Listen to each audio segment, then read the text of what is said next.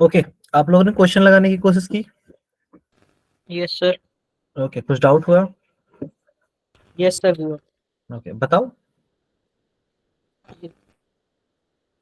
तो ये कहाँ से लगा? एमसीक्यू से लगाने की कोशिश किया या फिर यहाँ से? यस सर, एमसीक्यू से। एमसीक्यू से, ठीक है। पहले वन बाय वन आपके क्वेश्चंस ले लेता हूँ। हाफ आवर तक आप one by one question number आप मुझे बताते चले जाइए, फिर मैं वन बाय वन उसका आंसर बताता चला जाता हूँ, ठीक है, सॉल्व करके। सो वन सेकेंड, मैं जरा एमसीक्यू क्वेश्चंस भी पीडीएफ जरा इंपोर्ट कर लूँ।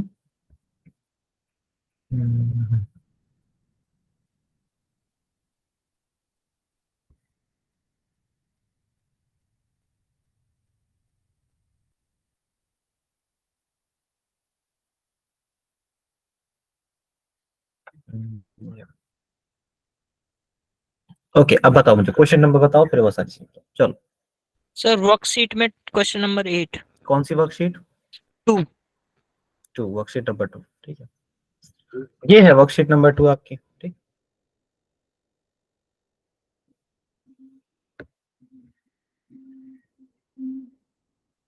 ठीक, क्वेश्चंस विजिबल है सबको? Yes sir. ओके,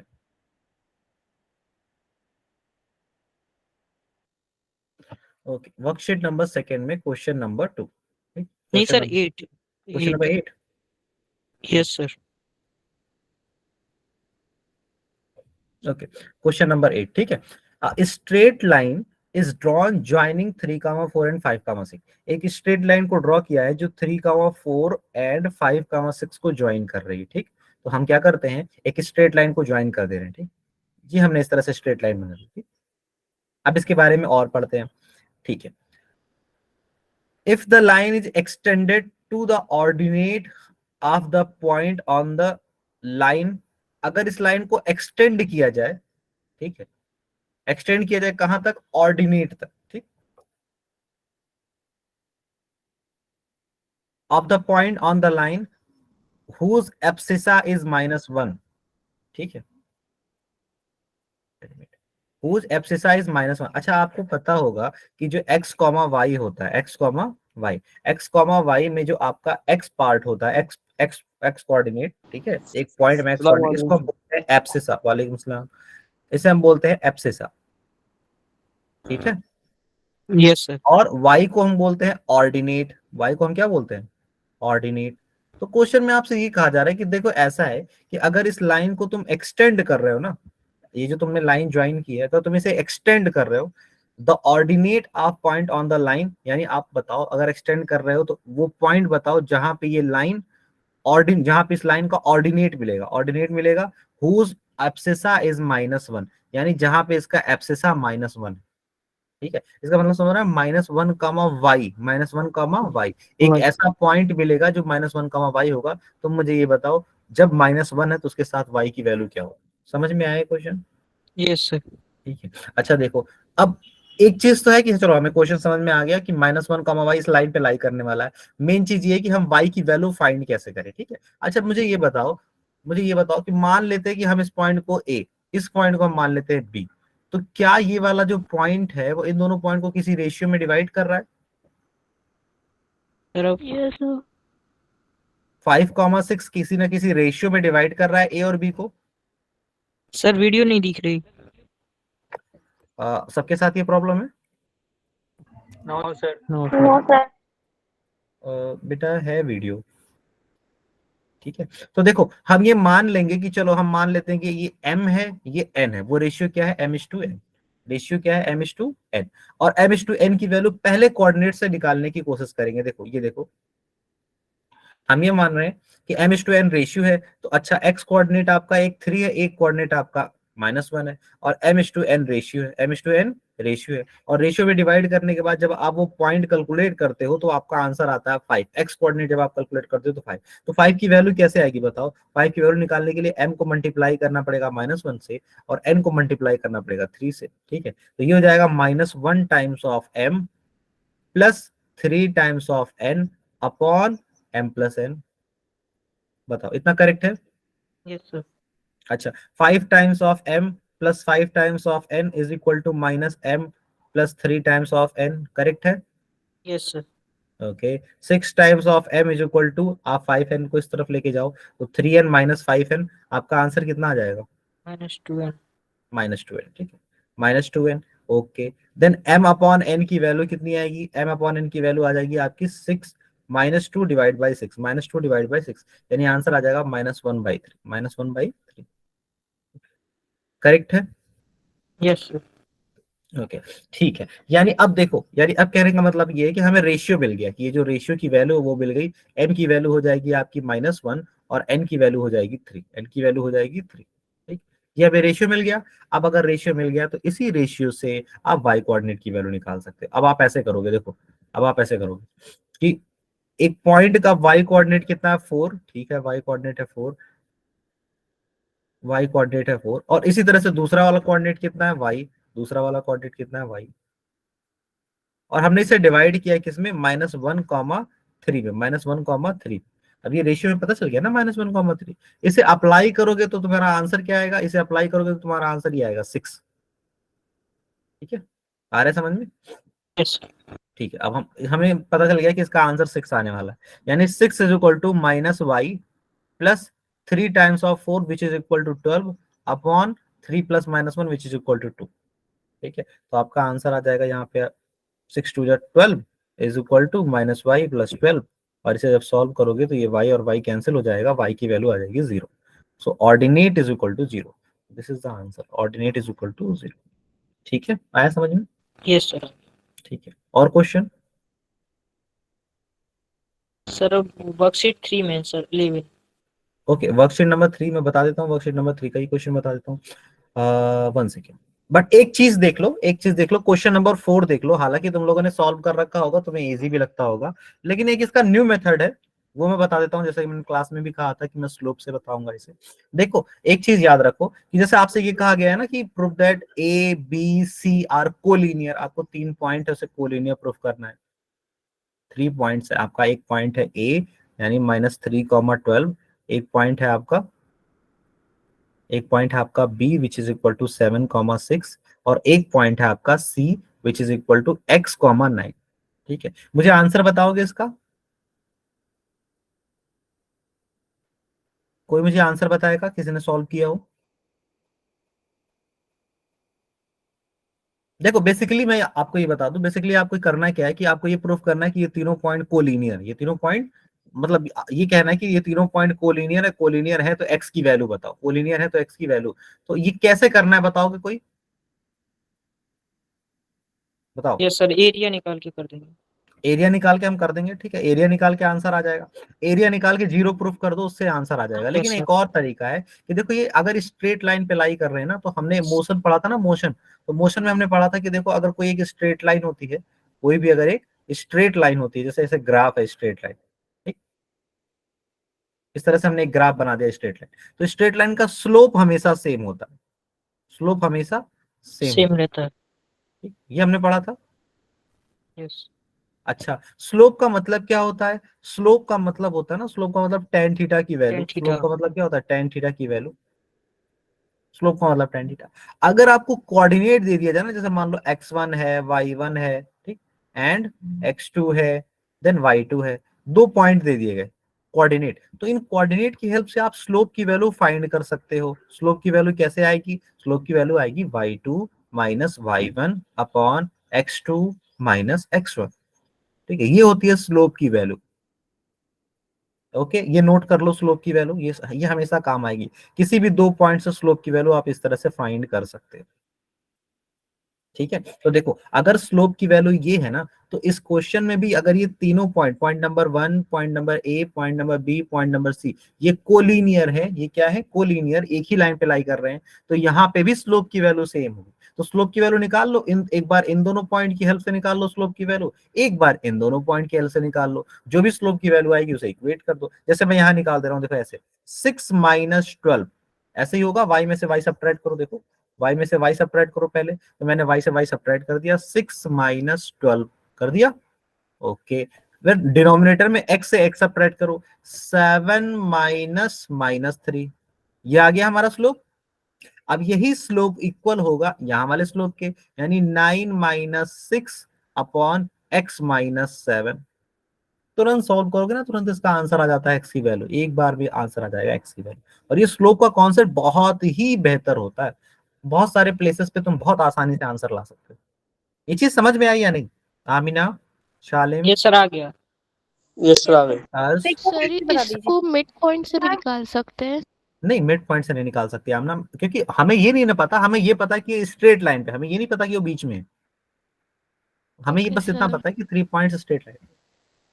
अफनान, समझ में आएगी? सर यस स्लोप सर आ से गया। एरिया भी निकाल सकते हैं? क्या हुआ? स्लोप से एरिया नहीं निकलने का? स्लोप से एरिया निकल जाएगा, मैं बता देता हूँ, स्लोप से एरिया निकालना भी आसान है, मतलब लेकिन ये है कि थोड़ा सा उसमें सोचना पड़ेगा आपको, निकल जाएगा, वो भी निकल जाएगा। ठीक है, बेसिकली स्लोप एंगल डिफाइन कर देता है ना, तो एंगल से हम काफी कुछ निकाल सकते हैं, एंगल से मैथमेटिक्स आप अप्लाई करके एरिया आप निकाल सकते हैं। चलो खैर, हम वर्कशीट नंबर 3 पे अब मूव करते हैं। स्लोप का हम यूज करते रहेंगे, ठीक है, अब जितने भी क्वेश्चन आएंगे उसमें काफी जगह पे हम स्लोप का यूज करते रहेंगे, ठीक। चलो वर्कशीट नंबर 3 पे देखो।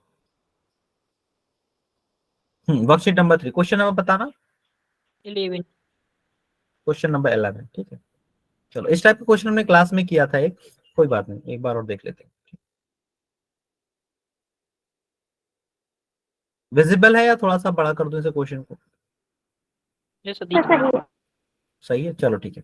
देखो आपसे कह रहा है कि लाइन फॉर्म बाई -1, ओके, हम -1, और 5, 7 से एक लाइन फॉर्म कर देते हैं, ठीक है, लाइन फॉर्म हो गई, आगे बढ़े। Is divided by a line, यानी एक लाइन से डिवाइड किया जा रहा है, कौन सी लाइन से डिवाइड किया जा रहा है? x plus y is equal to, इस लाइन से डिवाइड किया है। तो डिवाइड करने का मतलब समझ रहे हो, जब हमने इस लाइन को ड्रॉ किया है तो ये लाइन कहीं ना कहीं जाके इस पॉइंट को कट कर रही है, इन दोनों के लाइन ज्वाइनिंग को कट कर रही है, ठीक है। ठीक है, देन द रेशियो इज, मतलब आपसे ये पूछा जा रहा है बताओ किस रेशियो में डिवाइड कर रहा है। देखो हमें नहीं मालूम रेशियो किस रेशियो में डिवाइड कर रहा है, तो हम मान लेते हैं कि चलो हमें नहीं मालूम, लेकिन हम ये मान ले रहे हैं कि let suppose the ratio is m comma n, let suppose the ratio is m comma n, ठीक है, हमने ये सर मान लिया। रेशियो को के कोमा एन भी तो मान सकते हैं ना, के के कोमा वन। के कॉमा 1 मान सकते हो, बिल्कुल। जैसे किसी ने कह दिया कि व्हाट इज द रेशियो, तो तुमने कह दिया 2/3, तो 2/3, यहाँ m की वैल्यू अलग है, n की वैल्यू अलग है, m की वैल्यू 2, n की वैल्यू 3, तो ये हो गया ratio m is to n की वैल्यू 2/3, ठीक है।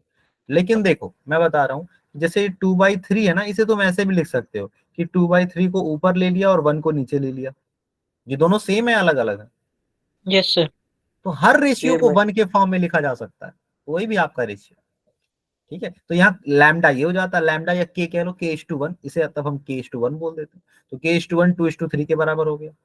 इसी तरह से k:1 हर एक के बराबर हो सकता है, यहाँ k की वैल्यू फ्रैक्शन में आ जाती है बस, और यहाँ m:n मानते हो तो इंटीजर आता है, तो बेहतर है आप k:1 ही मानिए, ठीक है। इसलिए k:1 भी मान सकते हैं, और आप k:1 भी मान सकते हैं, और m:n भी मान सकते हैं, तो दोनों से आंसर आ जाएगा, ठीक है। तो मान लिया हमने k:1 मान लिया फ्रैक्शन का रेशियो, तो बताओ इस पॉइंट्स की वैल्यू हम कैसे निकालेंगे, ये जो मिड, ये वाला जो पॉइंट है कैसे निकालेंगे? इस पॉइंट की वैल्यू कैलकुलेट करने के लिए क्या करते हैं, k को सेक्शन x फॉर्मूला। x, हाँ हाँ, सेक्शन फॉर्मूला, k से मल्टीप्लाई करेंगे 5 को, 5 times of k minus 1 upon denominator में क्या रहेगा, सम ऑफ रेशियो k+1, ठीक है, कॉमा, फिर अगेन y कोऑर्डिनेट लिखना है, तो k को पहले मल्टीप्लाई करेंगे y के साथ 7 टाइम्स ऑफ k, 1 को मल्टीप्लाई करेंगे 1 के साथ +1 अपॉन k+1, ये वो पॉइंट आ जाएगा, ठीक है। अच्छा अब इस इक्वेशन को देखो, x plus y is equal to 4, ये जो इक्वेशन है ना, इस इक्वेशन में इस इक्वेशन में ये वाला पॉइंट लाई कर रहा है, ये वाला पॉइंट लाई कर रहा है, तो लाई कर रहा है तो इसको सेटिस्फाई भी करेगा। सेटिस्फाई का मतलब अगर इसे कोऑर्डिनेट्स, अगर इसे तुमने इक्वेशन में पुट कर दिया, अगर तुमने इन पॉइंट को इक्वेशन में पुट कर दिया तो एलएचएस आरएचएस की वैल्यू सेम आएगी, तो हम पुट कर देते हैं 5 times of k-1 upon k+1, इसकी जो वैल्यू आएगी प्लस, यहाँ y के प्लेस पे y की वैल्यू रखो, 7 times of k+1 upon k+1 is equal to 4 आएगी, एलएचएस आरएचएस बराबर होगा। अब बस फाइनली आपको इसे सॉल्व करना है, ठीक है, आया समझ में? तो सॉल्व कर लेते हैं, देखो 5 times of k, denominator same है तो न्यूमरेटर नॉर्मली ऐड हो जाएगा, और ये 4 से आके इस तरफ मल्टीप्लाई हो जाएगा k+1, ठीक है, इस तरह से। तो ये आंसर कितना आ जाएगा, 12 टाइम्स ऑफ k, -1 तो कट गया, ठीक है, is equal to 4 times of k+4, यानी 8 times of k is equal to 4, so k is equal to 1/2, ठीक है। तो व्हाट इज द रेशियो, आपका k की वैल्यू आई है 1/2, यानी रेशियो क्या रहा होगा, k:1, यानी 1/2:1, आप पूरे रेशियो में 2 से मल्टीप्लाई कर दो तो 1,2 आ जाएगा, ठीक है, 1,2 is the answer, okay. Clear है? Yes sir. ठीक है, और कोई क्वेश्चन पूछना चाहेगा अभी? चलो मैं नंबर इसमें तो पूछ कुछ मैं हाँ, बताओ क्वेश्चन नंबर बताओ। सर इसमें नहीं है। हाँ बताओ, जहाँ पे भी है, जो सेकंड सीट मैंने सेंड की थी उसमें है। Yes sir. चलो क्वेश्चन नंबर बोलो। Option number 12, option question number number 12, 7। Question number 12 and question number 7, one second. देखो कोऑर्डिनेट ज्योमेट्री में मैं एक पॉइंट बोल के आगे बढ़ जाता हूँ पहले, ठीक है? मैं क्वेश्चन नंबर 12 7 बता देता हूँ। मैं एक चीज बता रहा हूँ, बस आपको वो देख लीजिए ध्यान से। कोऑर्डिनेट ज्योमेट्री में देखो, कोऑर्डिनेट ज्योमेट्री में इक्वेशंस होती क्या है? इक्वेशंस, ये जो वर्ड इक्वेशंस आप लोग देखते हो बार बार, इक्वेशंस होती क्या है? इक्वेशंस या ग्राफ, ये क्या होता है बताओ? चलो कोई बताना चाहेगा इक्वेशंस होती क्या है? अभी हमने देखा ना, x plus y is equal to 4 is a equation. वो इक्वेशन है क्या? Sir line. हाँ, इक्वेशन लाइन है, लाइन का इक्वेशन है, लेकिन उस इक्वेशन का मीनिंग क्या होता है?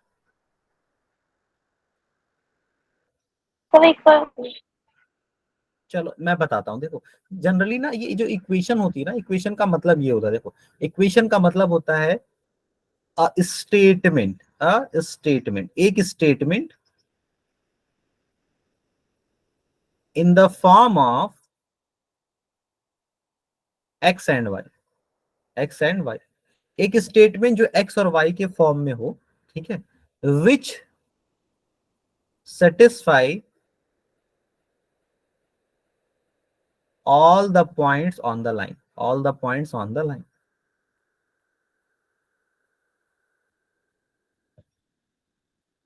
तो आपको एक स्टेटमेंट बोलना होता है, एक स्टेटमेंट एक्स और वाई के फॉर्म में, जो उसके सारे पॉइंट को सेटिस्फाई करता है। मैं उसका एग्जांपल बता देता हूं। जैसे एक देखो, मान लो हमने कुछ पॉइंट्स का कलेक्शन लिया है, कुछ पॉइंट के कलेक्शन को हमने यहाँ रिप्रेजेंट कर दिया। इसमें से कुछ पॉइंट को मैं लिख देता हूँ, ये आपका 1,1 है, ये आपका 2,2 है,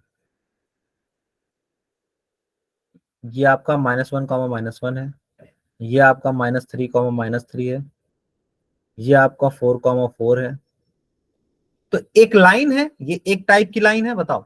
ये एक टाइप की लाइन है जो बिल्कुल सेंटर से ऐसे जाती है। इस पे इस पे एग्जिस्ट करने वाले सारे पॉइंट्स ये हैं, बताओ। ठीक है, अच्छा एक बात बताओ, इन पॉइंट्स को देखकर तुम्हारे मन में क्या आ रहा है? स्लोप से निकाल सकते हैं इसका नहीं, आंसर। स्लोप से निकाल सकते हैं, बिल्कुल निकाल सकते हैं। मैं बस इक्वेशन के बारे में डिस्कस करना चाह रहा था। आप बस ये बताइए कि वो जो जिस सारे पॉइंट्स आप देख रहे हो, इन पॉइंट्स को देखकर आपके माइंड में क्या आ रहा है? एक क्या, एक पर्टिकुलर टाइप के पॉइंट्स है ना ये? सर इसकी इक्वेशन एक होगी। इक्वेशन क्या होगी? एक। यस सर, एक ही सर होगी। ये सभी पॉइंट्स एक्स वाई को सेटिस्फाई कर सकते हैं।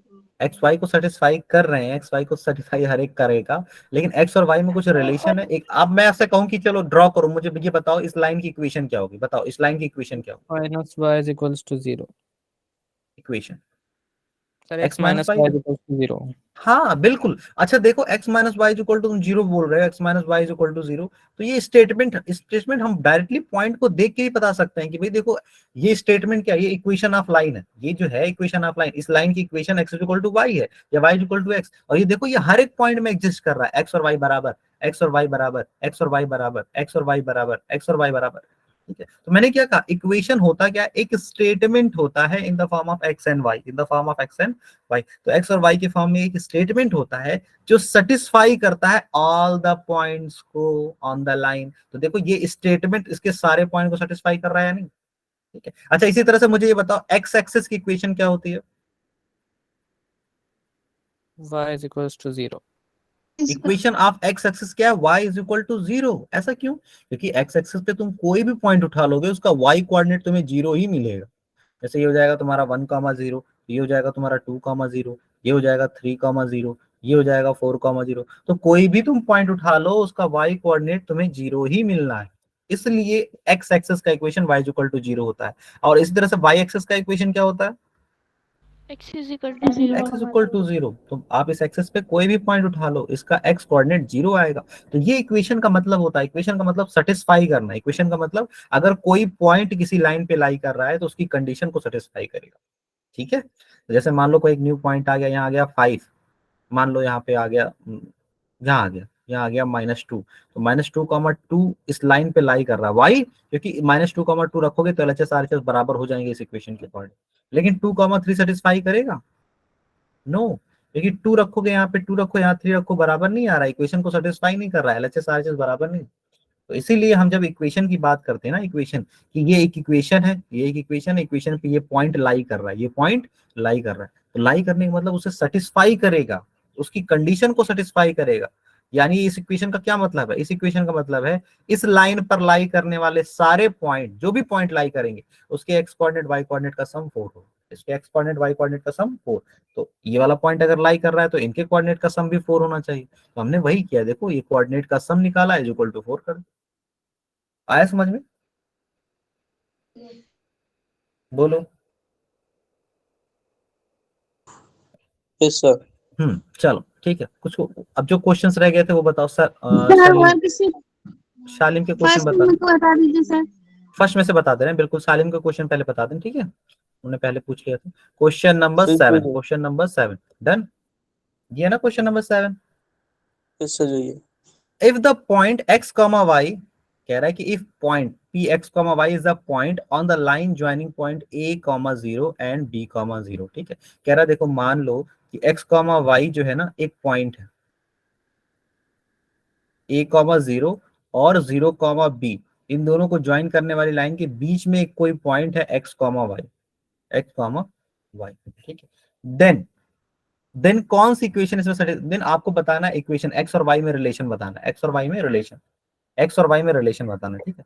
देखो x और y में रिलेशन हम बिल्कुल बता सकते हैं। तो मुझे इतना बताओ, अगर ये तीनों एक ही लाइन पर लाई कर रहे हैं तो क्या इनका स्लोप बराबर होगा?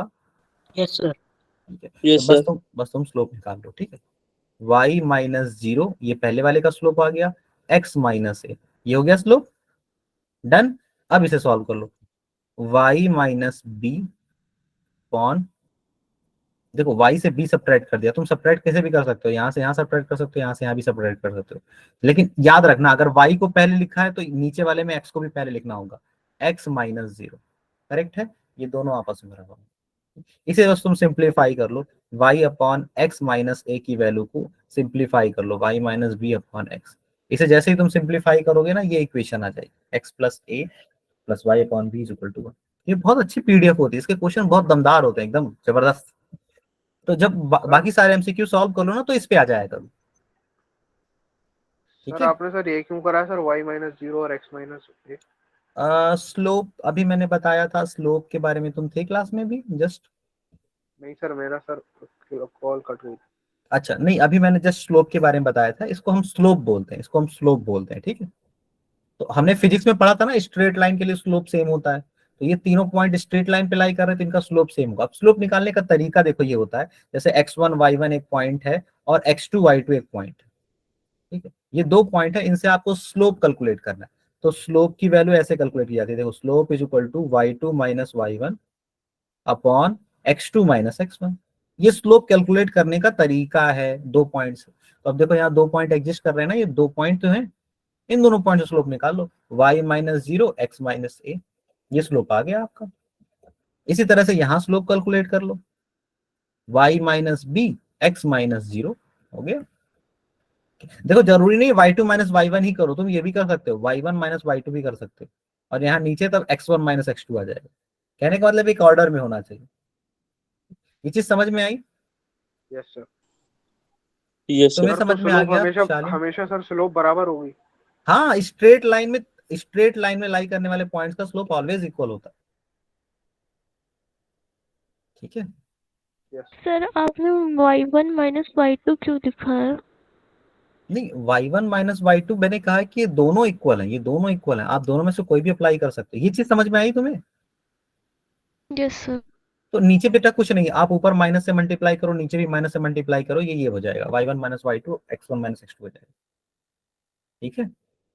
ये दोनों सेम है, दोनों सेम है, आंसर में कोई फर्क नहीं आएगा।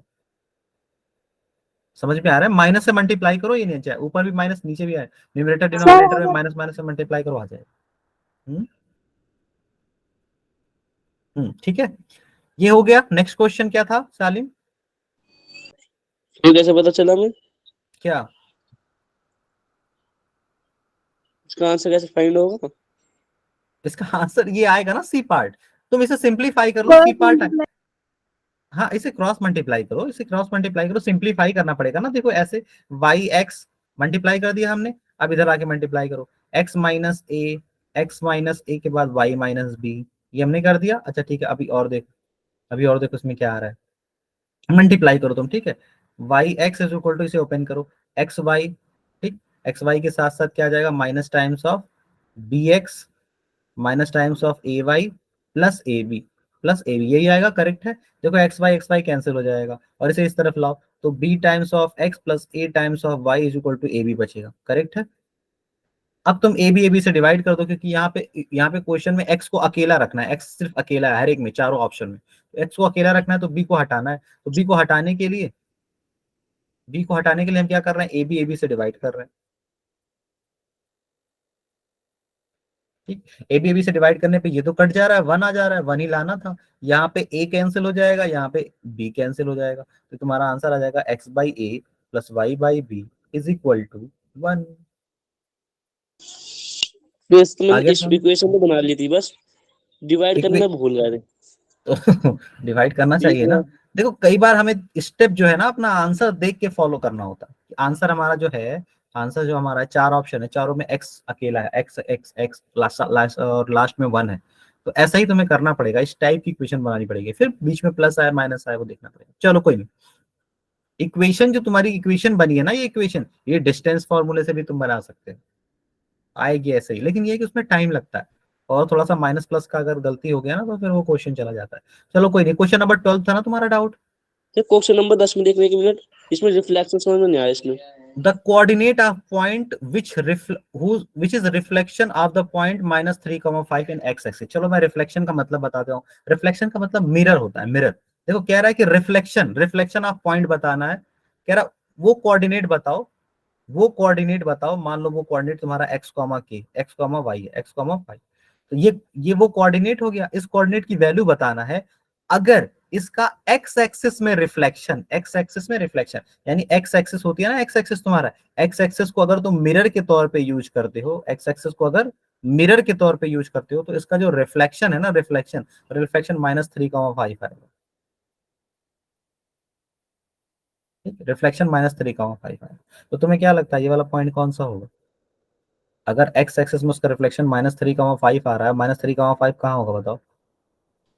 माइनस 3,5 यहाँ होगा ना, यहाँ होगा, इस साइड में होगा, इस साइड में होगा, ठीक। माइनस 3,5 यहाँ होगा, और यहाँ भी नहीं होगा बल्कि ऊपर होगा, ये हो गया। तो एक्स एक्सिस के एज ए मिरर अगर तुम यूज कर रहे हो तो यहाँ पे तुम्हारी इमेज बन रही है, तो पॉइंट कहाँ रहा होगा? पॉइंट तुम्हारा यहाँ रहा होगा एक्चुअली में, तो एक्चुअली में पॉइंट यहाँ रहा होगा, तो उसपे होगा क्या? एक्स कोऑर्डिनेट तो सेम होगा, वाई कोऑर्डिनेट चेंज हो जाएगा, -5 हो जाएगा, तो इसका आंसर -3, -5। ये नहीं समझ में आया? बोलो। सर आ गया। आ गया ना। एक्स एक्सिस को मिरर मानते, जब तुम एक्स एक्सिस को मिरर मानते हो तो वाई कोऑर्डिनेट चेंज हो जाता है और एक्स कोऑर्डिनेट सेम रहता है। और जब तुम वाई एक्सिस को मिरर मानते हो, जब तुम मिरर मानते हो, मैं बता दे रहा हूँ, देखो जैसे देखो इधर, जैसे मैं मान ले रहा हूँ, एक बार हम कोऑर्डिनेट सिस्टम लेते हैं, कोऑर्डिनेट सिस्टम में a, b एक पॉइंट लेते हैं, ये कोऑर्डिनेट सिस्टम के फर्स्ट क्वाड्रेंट में, ठीक है। तो अगर हम एक्स एक्सिस को मिरर माने, और इसका पॉइंट ऑफ रिफ्लेक्शन फाइंड करें, तो देखो अगर हम इसे मिरर की तरह कंसीडर करेंगे, तो इसका रिफ्लेक्शन यहाँ आएगा, अंदर यहाँ आएगा, ठीक है। और ये रिफ्लेक्शन वाला पॉइंट होगा क्या? एक्स तो सेम रहा, एक्स एक्सिस को मिरर मानते समय, ये भी ए है, ये भी है, वाई चेंज हो गया, वाई माइनस बी हो गया।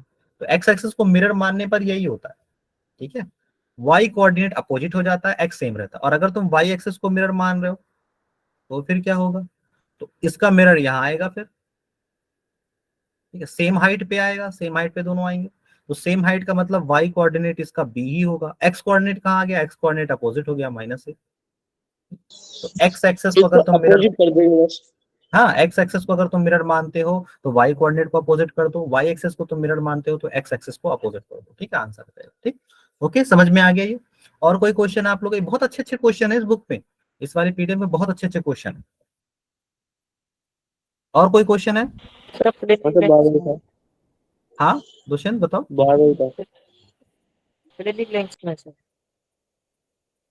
फिल इन द ब्लैंक्स में मैं समझ नहीं पाया।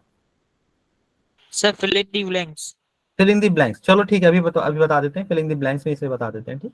इसमें फिलिंग द ब्लैंक्स अभी मैंने वो अपलोड नहीं किया है, मैं अभी तुरंत बता देता हूँ, ठीक है। चलो क्वेश्चन नंबर 12 देखो, क्वेश्चन नंबर 12 एक बार के लिए, 12 डाउट था ना, 12 कह रहा P Q are three collinear point. Collinear point देखो, मुस्कुरा दिया करो कि बस कोलिनियर पॉइंट आ गया तो स्लोप आ जाएगा। The coordinate of P and R given.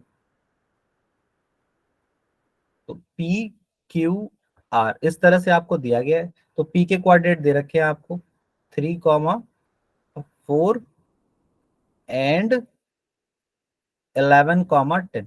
P और आर के पॉइंट दे रखे हैं, ठीक है, P and R respectively. P Q is equal to 2.5, P से लेकर क्यू तक की डिस्टेंस 2.5 है। क्यू आपका यहाँ होगा, पी आपका यहाँ है, आर आपका यहाँ है। आपसे कह रहा है यहां से लेकर यहां तक 2.5 है, ठीक।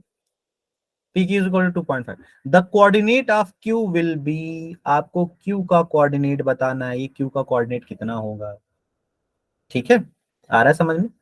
तो आपको यहां से लेकर यहां तक की डिस्टेंस दे रखी है बस, और आपसे ये कह दिया कि इसकी वैल्यू बताओ, क्यू वाले की कोऑर्डिनेट की वैल्यू बताओ, ठीक। चलो ठीक है, अब देखो इस क्वेश्चन को कैसे सॉल्व कर सकते हैं, बहुत अच्छा क्वेश्चन है ये, ठीक है। देखो इसको कैसे सॉल्व कर सकते हैं। पहला तो आप इसे मान लीजिए, अगर आप सपोज दैट इसे मान लेते हैं एक्स कॉमा वाई, इसे क्या सपोज कर लेते हैं एक्स कॉमा वाई, ठीक है। तो एक इक्वेशन आपकी ये बन जाएगी, पहली इक्वेशन कि भाई इन दोनों के बीच की डिस्टेंस कितनी है 2.5। तो डिस्टेंस हम कैसे निकालते हैं, हम कहते हैं एक्स में से एक्स की वैल्यू सब्ट्रैक्ट करो, उसका स्क्वायर कर दो, वाई में से वाई की वैल्यू सब्ट्रैक्ट करो, इसका स्क्वायर कर दो, और रूट ले लो। तो रूट लेने पे आ जाएगी आपकी डिस्टेंस, और ये डिस्टेंस है 2.5 के बराबर। फर्स्ट इक्वेशन हो गई, बोलो करेक्ट है। यस सर, करेक्ट है।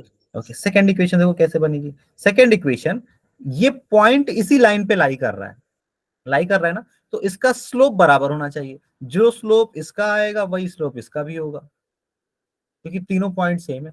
तो एक बार हम इन दोनों पॉइंट को कांस्टेंट को लेकर स्लोप निकाल ले रहे हैं, एक बार वेरिएबल को लेकर स्लोप बनाओगे तो y-4 अपॉन x-3 ये स्लोप आ जाएगा। अब एक बार दोनों कांस्टेंट को ले लो, तो ये हो जाएगा 10-4 अपॉन 11-3। बोलो, एक इक्वेशन यहां से बन गई, linear equation two x y को वेरिएबल। बदल सकते हैं, हाँ क्यू को बदल सकते हैं, 10 माइनस वाई। हाँ ले सकते हैं, लेकिन यहाँ भी वेरिएबल आ जाता ना, तो मैंने सोचा वेरिएबल की क्या जरूरत है, ले तो सकते हैं, आंसर सेम आएगा। 10-y अपॉन 11-x की बात कर रहे हैं ना, बिल्कुल ले सकते हैं, लेकिन ये कि एक वेरिएबल और आ जाएगा ना, सिंप्लीफाई करना पड़ेगा। चल, तो दो इक्वेशन बन गई, इन दोनों इक्वेशन को तुम सॉल्व करोगे तुम्हारा आंसर आ जाएगा, ठीक है। आया समझ में सालिम, एक बार इसे सॉल्व करने की कोशिश करना, नहीं सॉल्व होगा तो मुझे बताना, ठीक है। ठीक है सर। ठीक है, चलो अब हम आ जाते हैं, हाँ नेक्स्ट क्वेश्चन क्या था।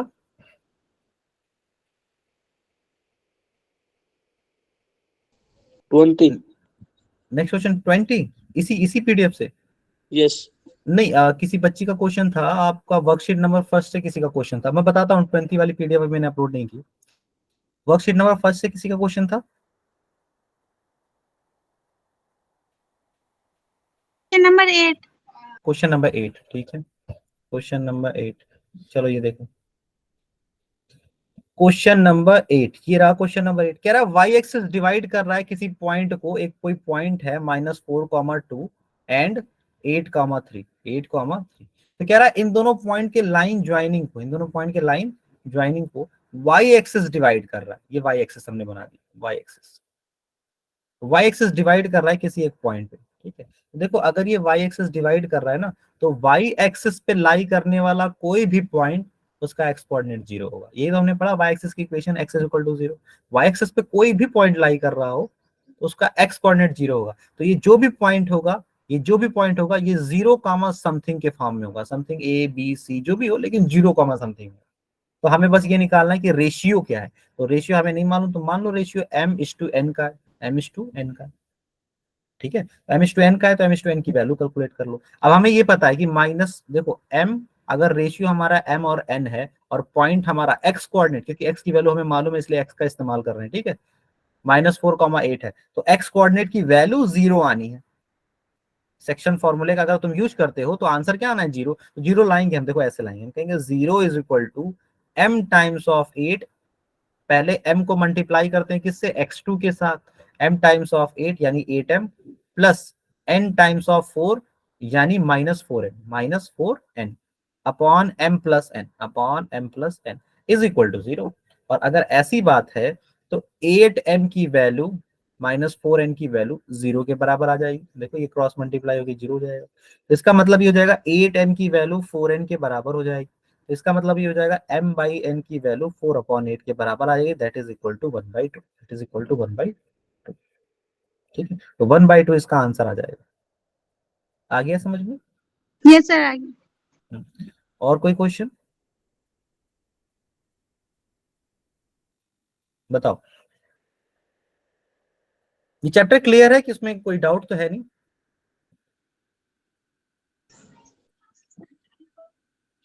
देखो इसमें एक कुछ चीजें और भी हैं जो मैं स्लोप से बताना चाह रहा था, मैं आपको एक बार बता देता हूँ।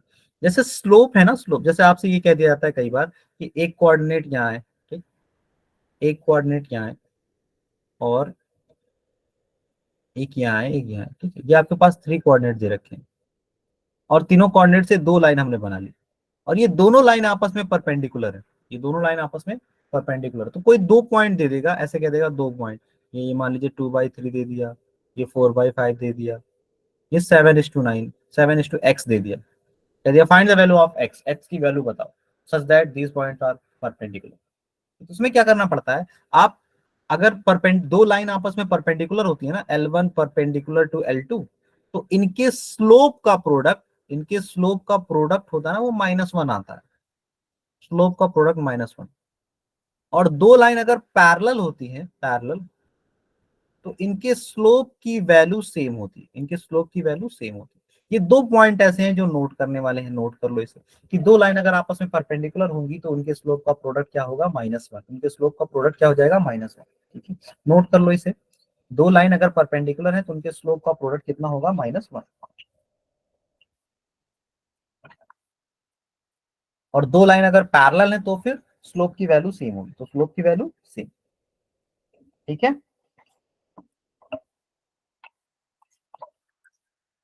ये आया समझ में, इसका हम यूज कर सकते हैं। ठीक है,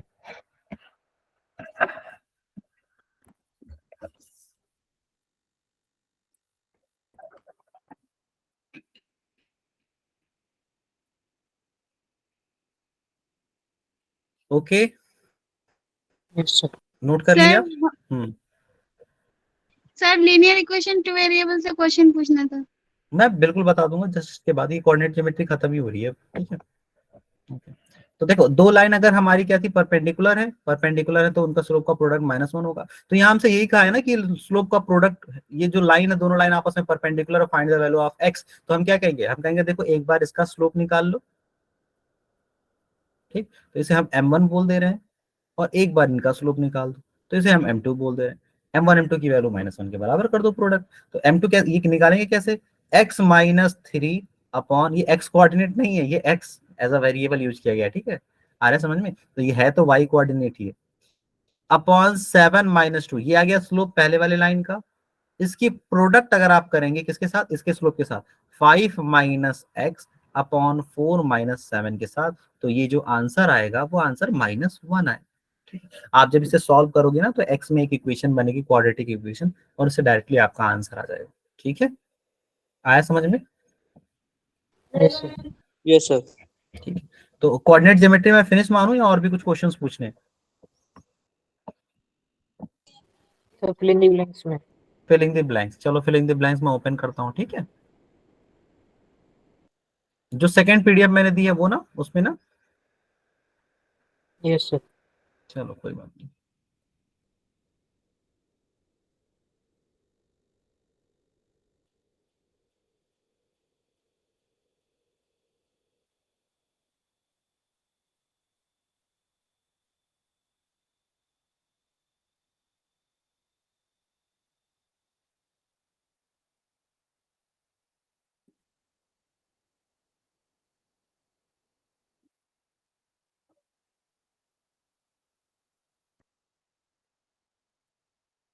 शायद ओपन नहीं, 1 सेकंड।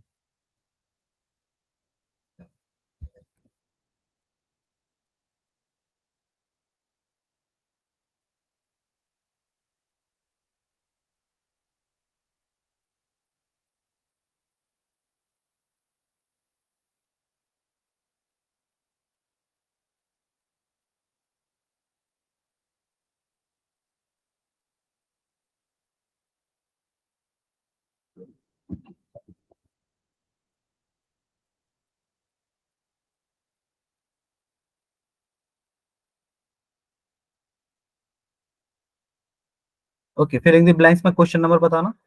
42. ओके, मैं क्वेश्चन नोट कर दे रहा हूँ, ठीक है। यहाँ पे देखो, इनका क्वेश्चन ये है कि if x minus y is equal to 2, same question है ना। Yes, sir. If x minus y is equal to 2, then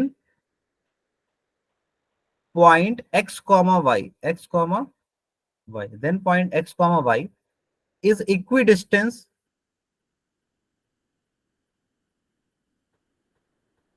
from 7 comma 1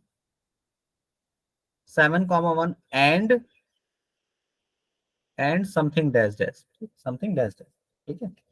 तो एक पॉइंट कोई और होगा जिससे इस पॉइंट की जो डिस्टेंस है ना, x कॉमा y की जो डिस्टेंस है वो सेम होगी। इस वाले पॉइंट से और इस वाले पॉइंट से दोनों से डिस्टेंस सेम, ठीक है। अगर x माइनस वाई की वैल्यू 2 है तो x माइनस वाई की वैल्यू 2 है, ठीक है। अच्छा, x और y में रिलेशन -2 का है, तो हम ये कह सकते हैं कि ये जो पॉइंट हमारा है वो x कॉमा x प्लस 2 होगा। ये Yes, कह sir. सकते हैं x कॉमा x प्लस 2 होगा, करेक्ट है। Yes, ठीक है, sir. ठीक है। अच्छा, ये देखो, सर क्यों तो इसको x को मार्क्स? हाँ x की वैल्यू आएगी ना। अच्छा, ये x प्लस 2 नहीं आएगा, ये x की वैल्यू आ जाएगी x कॉमा x माइनस 2, अब करेक्ट है। यहाँ से हम x की वैल्यू y की वैल्यू निकाल सकते हैं ना, y की वैल्यू आ जाएगी आपकी x माइनस 2। समझ में आ गया सर। चलो, तो ये हो गया, ये पॉइंट हो सकता है। तो आपका क्वेश्चन समथिंग ये है कि भाई x7 कॉमा 1 एक पॉइंट है जिसकी distance x comma x minus 2 से और एक अनदर पॉइंट से सेम है, एक अनदर पॉइंट से सेम, एक अनदर पॉइंट से सेम, ठीक है।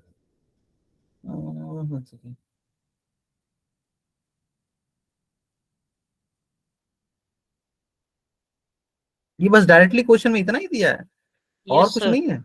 नहीं सर, तो सोचेंगे कैसे यार इसे। वही साइज नहीं तो हो जाता है अरे क्वेश्चन। नहीं तो ये हो जाता है, इसमें कुछ था ही नहीं। सर ऑप्शन से हो जाता अगर ऑप्शन होते तो। अगर ऑप्शन होता तो ऑप्शन से हो जाता, वही तो मैं कह रहा हूँ। चलो, अच्छा, ये भी नहीं दिया है ना कि ये स्ट्रेट लाइन में लाई कर रहे हैं। अगर इतना नो कह सर। देता कि ये तीनों पॉइंट स्ट्रेट लाइन में लाई कर रहे हैं तभी आंसर आ जाता। अच्छा, मैं ये देख रहा हूँ कि ये जो पॉइंट है और ये पॉइंट है, दोनों में कोई रिलेशन नहीं है, ठीक है। देखो, इन दोनों पॉइंट में 2 का डिफरेंस है, इन दोनों पॉइंट में डिफरेंस कितने का है, 6 का। का डिफरेंस है। ये दोनों सेम लाइन पे भी लाई नहीं कर रहे हैं, ठीक है, अलग अलग लाई कर रहे हैं। सो चलो, एक पॉसिबिलिटी है, एक पॉसिबिलिटी हम ऐसा हम एज्यूम कर सकते हैं कि मान लो कि ये तीनों पॉइंट सेम लाइन में लाई कर रहे हैं, तभी इसका हम आंसर बता सकते हैं, वरना तो हम आंसर बता ही नहीं सकते। 3 पॉइंट्स हैं जो सेम लाइन में लाई कर रहे हैं, ठीक है। तो 3 पॉइंट सेम लाइन में लाई कर रहे हैं, तो हो सकता है ये वाला पॉइंट ए कॉमा बी हो, समथिंग ए कॉमा बी, और ए कॉमा बी की हमें वैल्यू फाइंड करनी है, ए कॉमा बी की हमें वैल्यू फाइंड करनी है। तो हम ऐसे कह सकते हैं कि देखो, a प्लस 7 डिवाइड बाई 2 की जो वैल्यू आएगी वो x आएगी, और हम ये कह सकते हैं कि 1 प्लस बी डिवाइड बाई 2 की जो वैल्यू आएगी वो आएगी X आपका minus 2. x माइनस 2 आएगी, ये आएगी। सिक्स मिड पॉइंट हो गया।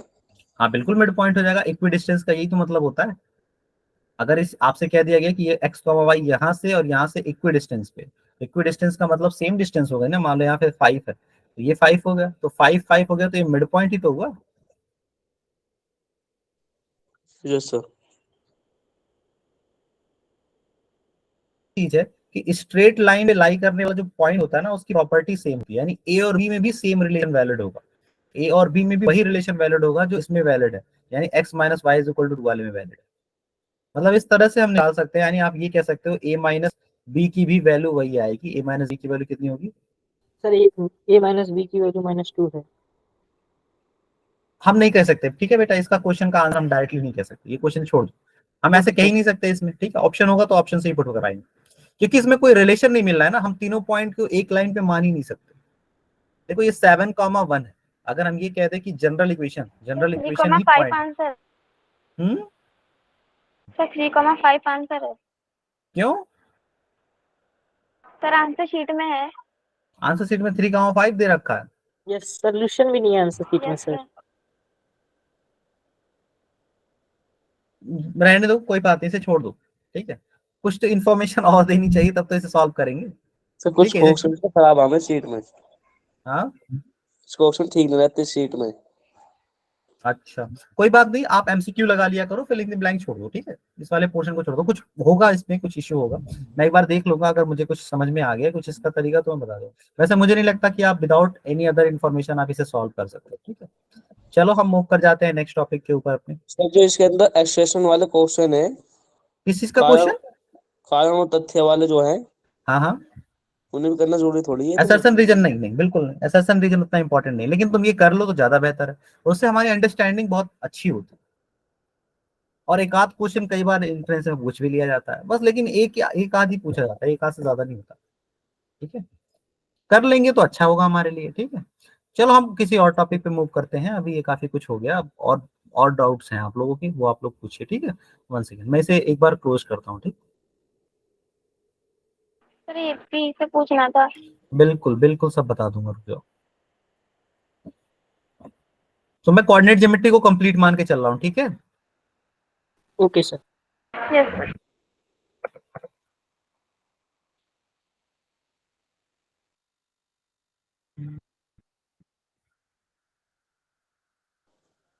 तो शॉर्ट ट्रिक से करा दी एक बार, क्या हुआ? ये शॉर्ट ट्रिक से करा दी हो, ऑप्शन कौन रख सी के। चीज? कौन सी चीज शॉर्ट ट्रिक से? हाँ, एपी की बात कर रहे हो या किसी और चीज की बात कर रहे हो? सर सभी चैप्टर और चैप्टर। सारे chapter short tricks? Yes sir, time बच अच्छा, जाएगा फिर। टाइम भेजा, साइंस में बचाओ, साइंस में ही बचा पाओगे, बताते रहे, मैथमेटिक्स थोड़ा सा अच्छे लेवल की आती है, इसका मैथमेटिक्स का लेवल अच्छा होता है।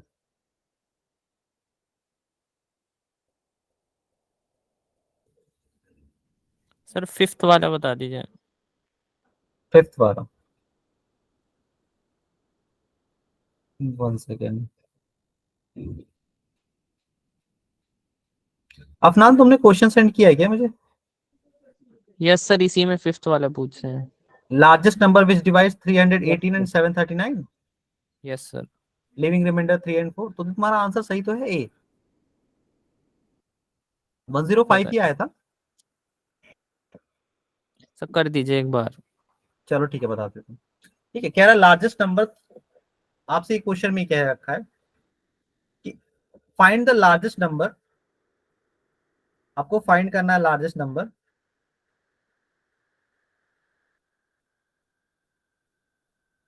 which divide which divides 318 and 739 and leaving remainder क्या क्या था, 1 सेकंड देख लेता हूँ, 3 and 4, लिविंग रिमाइंडर 3 and 4, ठीक है। तो आपको एक ऐसा नंबर फाइंड करना है जो लार्जेस्ट हो, लार्जेस्ट नंबर फाइंड करना है जो इन लोग को डिवाइड करे, 318 को 739 को जब डिवाइड करे तब रिमाइंडर दे 3 and 4, ठीक है। तो मैंने बताया था कि दो तरह के नंबर होते हैं, एक वो नंबर जो डिवाइड हो जाते हैं, एक नंबर वो जो डिवाइड करते हैं। तो जो डिवाइड करते हैं उनको एचसीएफ बोला जाता है। तो बेसिकली तुम्हें आइडिया लग जाना चाहिए कि लार्जेस्ट नंबर जो डिवाइड कर दे, 318 को और 739 को डिवाइड कर दे, तो एक आइडिया तुम्हें यहां से लग जाना चाहिए कि समहाउ तुम्हें एचसीएफ कैलकुलेट करना है, ठीक है। एचसीएफ यानी इन लोग को डिवाइड करना है, ठीक है। अच्छा, डिवाइड करने के बाद जब डिवाइड करे तो 318 में हमारा 3 रिमाइंडर आना चाहिए और 739 में 4 रिमाइंडर आना चाहिए। तो रिमाइंडर आने का मतलब क्या है? रिमाइंडर आने का मतलब ये कि 315 डिवाइड हो जाना चाहिए और यहाँ पे 735 भी कंप्लीटली डिवाइड होना चाहिए, ठीक है। आप ये कहो कि 318 और 739 जब हम आप इसको डिवाइड करें तो रिमाइंडर बचे 3,4, या इसी चीज को आप ये दूसरे स्टेटमेंट में ये कह दो कि 318 माइनस 3 और 739 माइनस 4, 739 माइनस 4 ये कंप्लीटली डिवाइड हो जाए, ये कंप्लीटली डिवाइड हो जाए, दोनों स्टेटमेंट इक्विवेलेंट है। बताओ है या नहीं? भाई आपको ये कहना कि 318 को यस डिवाइड सर। करो 3 रिमाइंडर बच जाए, या आप ये बोल दो कि 315 कंप्लीटली डिवाइड हो जाए, तो दोनों बातें एक ही हुई ना? नहीं आया समझ में अपना? Yes sir. आ गया। आ गया। सर अब हमारा क्वेश्चन कन्वर्ट हो गया, अब हमारा क्वेश्चन ये हो गया कि एक ऐसा नंबर जो 315 और 735 को डिवाइड कर दे, तो वो तो एचसीएफ होता है, बस एचसीएफ निकाल दो, जो दोनों को डिवाइड कर दे एचसीएफ होता है। तो 3 बार लेके, पहले 2 बार लेके जाएंगे, 2 5 30 हो जाएगा, और ये 2 3 6 हो जाएगा, 105 बचेगा। 105 से 315 को डिवाइड करो, 3 बार में 315 आ जाएगा, ये कैंसिल हो जाएगा, तो एचसीएफ आ जाएगा 105। तो एचसीएफ 105 आ गया, तो यही वो नंबर है 105 जो 315 और 735 को तो डिवाइड कर देगा, लेकिन जब इसी से डिवाइड करने जाओगे 318 को, तो 3 रिमाइंडर बच जाएगा, इसी से 739 को डिवाइड करने जाओगे तो 4 रिमाइंडर बच जाएगा। ठीक है, क्लियर है यस है क्लियर ये? सर सर जो यहाँ दिया पर है रिमाइंडर, जैसे इसे हर बार नंबर में से माइनस करेंगे। हाँ, नंबर में से माइनस करेंगे रिमाइंडर। ठीक है, ओके सर। हाँ बताओ, और बताओ। सर यहाँ पर जैसे 3 नंबर दे दिए तो कैसे करें? 3 क्वांटिटी है तो 3 बार डिवाइड कर दो। जैसे मान लो यहीं पे एक नंबर और होता है, मैं मान लेता हूँ कि चलो सपोज दैट 215 होता है, 215 में से 5 माइनस करने पर कंप्लीटली डिवाइड हो जाए, तो यहाँ 5 माइनस करते तो क्या आ जाता है, 5 रिमाइंडर बच रहा है, तो 210 कंप्लीटली डिवाइड हो जाना चाहिए। तो आप पहले, अब यानी एक ऐसा नंबर जो 315, 735 और 210 को कंप्लीटली डिवाइड कर दे। ठीक है, आ रहा है समझ में? या चलो मैं इसे और छोटा कर दे रहा हूँ, ठीक है, मान लो 38, 40 है, मान लो 40, ये सही है। मान लो एक नंबर 40, तो 40 में 5 रिमाइंडर आए, तो 40 में 5 रिमाइंडर आए, नहीं रिमाइंडर कितना बचेगा, 35। 35 कंप्लीटली डिवाइड हो जाना चाहिए, 35 कंप्लीटली डिवाइड हो जाए, 315, 735, ये तीनों नंबर कंप्लीटली डिवाइड हो जाना चाहिए। तो आपको इन 3 नंबर्स का एचसीएफ फाइंड करना है। तो 3 नंबर का एचसीएफ फाइंड करने के लिए क्या क्या है, पहले 2 का एचसीएफ फाइंड करो, एक आंसर मिल जाएगा 105। अब 105 और तीसरे नंबर का एचसीएफ फाइंड करो, तो कैसे करेंगे, 35 से डिवाइड कर देंगे 105, तो 3 बार में जाएगा, 105 हो जाएगा, कट जाएगा, यानी अब ये 35 एचसीएफ आ गया। ठीक है, 35 एचसीएफ आ गया, आया समझ में? तो पहले 2 का एचसीएफ सर निकालेंगे, फिर 3 का एचसीएफ निकाल लेंगे। चलो, कोई किसी ने क्वेश्चन सेंड किया है क्या, वर्कशीट नंबर सर हम लीनियर इक्वेशन 2 में? चलो, क्वेश्चन नंबर कौन सा, 6? Sir 3। Question number 3, sum of 2 digit number is number obtained by 2 चलो ठीक है, देखो आपसे क्वेश्चन में ये कह रहा है, चलो मैं इसे रिमूव कर दूंगा। आपसे क्वेश्चन में ये कह रहा है कि 2 डिजिट नंबर, ठीक है, 2 डिजिट नंबर, जो क्वेश्चन मुझे मिला है उसमें मैं बता दे रहा हूँ।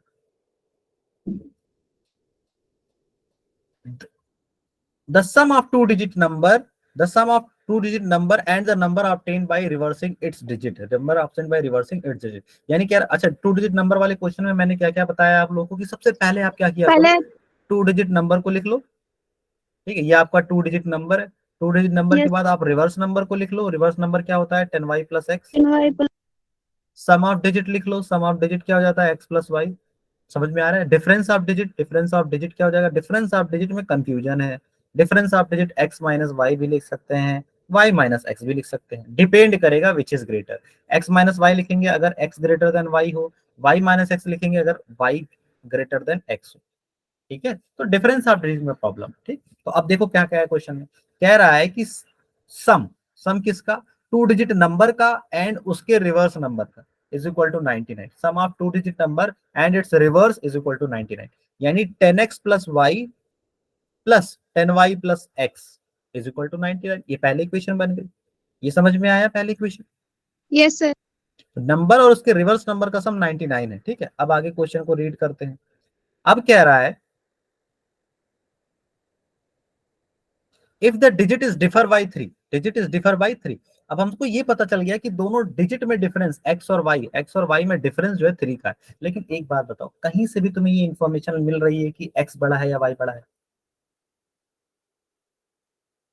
बताओ, बस इतना बोला ना कि दो लोगों के बीच में गैप 3 का है, एक्स और वाई के बीच में डिफरेंस 3 का है, लेकिन ये नहीं बताया आपसे कि एक्स बड़ा है या वाई बड़ा है। कि पता है तुम्हें? नहीं सर। ठीक है, तो हम क्या करेंगे जब ऐसी सिचुएशन आ जाती है ना, जब हमें नहीं पता हो, बस हमें ये दे रखा है कि डिफरेंस 3 है, तो हम दोनों केसेस लेके चलते हैं। केस फर्स्ट, अगर x बड़ा हो, मान लेते हैं x बड़ा है, ठीक है, तो x माइनस वाई की वैल्यू 3 आएगी। केस सेकंड, अगर y बड़ा हो तो हम लिखेंगे y माइनस एक्स बराबर 3, y माइनस एक्स बराबर 3। अब दोनों से सॉल्व करेंगे। देखो इसे सिंप्लीफाई करो, ये तो हो जाएगा आपका 11x plus 11y is equal to 99, यानी x plus y is equal to 9। ठीक है, और एक इक्वेशन है x minus y is equal to 3, इन दोनों को सॉल्व करो ये कैंसिल हो गया, 2 times of x is equal to 12 आ जाएगा, x की वैल्यू 6 आ जाएगी। ये आ गया, x की वैल्यू 6 पुट कर दो, 6 minus y is equal to 3, तो 6 minus 3 is equal to y, तो y की वैल्यू आ जाएगी 3, y की वैल्यू आ जाएगी 3। तो आंसर आ जाएगा आपका 63, आंसर आ जाएगा आपका 63। देखो एक से तो आंसर आ गया, एक से आंसर आ गया ना 63, 2 डिजिट नंबर। यस अब सर। जरा सेम इसको फॉलो करने की, इससे सॉल्व करने की कोशिश करते हैं। केस सेकंड में जब y ग्रेटर देन 0 तब भी ये इक्वेशन सिंप्लीफाई करोगे तो यही आएगी, x plus y is equal to 9, ये तो सेम आएगा। ठीक है, तो आपके पास इक्वेशन क्या है, x plus y is equal to 9, और कौन सी इक्वेशन है, और है minus minus x plus y is equal to 3। ठीक, तो ये कैंसिल हो जाएगा, 2 टाइम्स ऑफ y बराबर 12 आ जाएगा, तो y की वैल्यू आ जाएगी 6। अब y की वैल्यू 6 आ गई, जरा हम पुट कर देते हैं, तो y की वैल्यू जब 6 पुट करने जाओगे तो x की वैल्यू आ जाएगी, x की वैल्यू आ जाएगी 9 माइनस 6 यानी 3, x की वैल्यू 3 आ जाएगी। तो इससे जो आपका आंसर आएगा वो आएगा 36। तो दोनों नंबर सही है, 63 और 36 दोनों सही है। 63 लेते हो तो इसका रिवर्स आएगा 36, सम हो जाएगा 99 और डिफरेंस 3 का है। और अगर 36 लेते हो तो इसका रिवर्स करोगे आ जाएगा 63, सम आ जाएगा 99 और इसका डिफरेंस 3 का है। तो दोनों आंसर सही है, this is correct, this is also correct. और अगर ऐसा होता कि एक में आंसर तो पॉजिटिव आ रहा है और एक में आंसर नेगेटिव आ रहा है, तो नेगेटिव वाले को रॉन्ग कह देते और पॉजिटिव वाले को कंसिडर कर लेते। ठीक है, चलो और कोई क्वेश्चन, ये आया समझ में या नहीं आया? एनसीईआरटी का क्वेश्चन है। हाँ ये तो आसान क्वेश्चन है, इस टाइप के क्वेश्चन आसान होते हैं 2 डिजिट वाले। ठीक है, चलो और बताओ क्वेश्चन। तो एनसीईआरटी का भी बता रहा हूँ। अच्छा तुम कह रहे हो एनसीईआरटी का तुम्हें क्वेश्चन, ठीक है। तो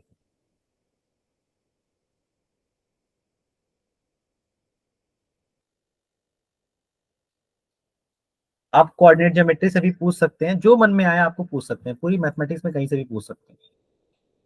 सर फोटो खींच के भेजूँ या एनसीईआरटी आप पर है? आप तुम फोटो खींच के भेज दो, कोई दिक्कत नहीं, मैं क्वेश्चंस को नोट कर दूंगा, या चाहो तो रीड भी कर सकते हो। कौन से चैप्टर का है? Quadratic equation. क्वाड्रेटिक इक्वेशन, चलो कोई नहीं, वैसे ही रीड कर दो।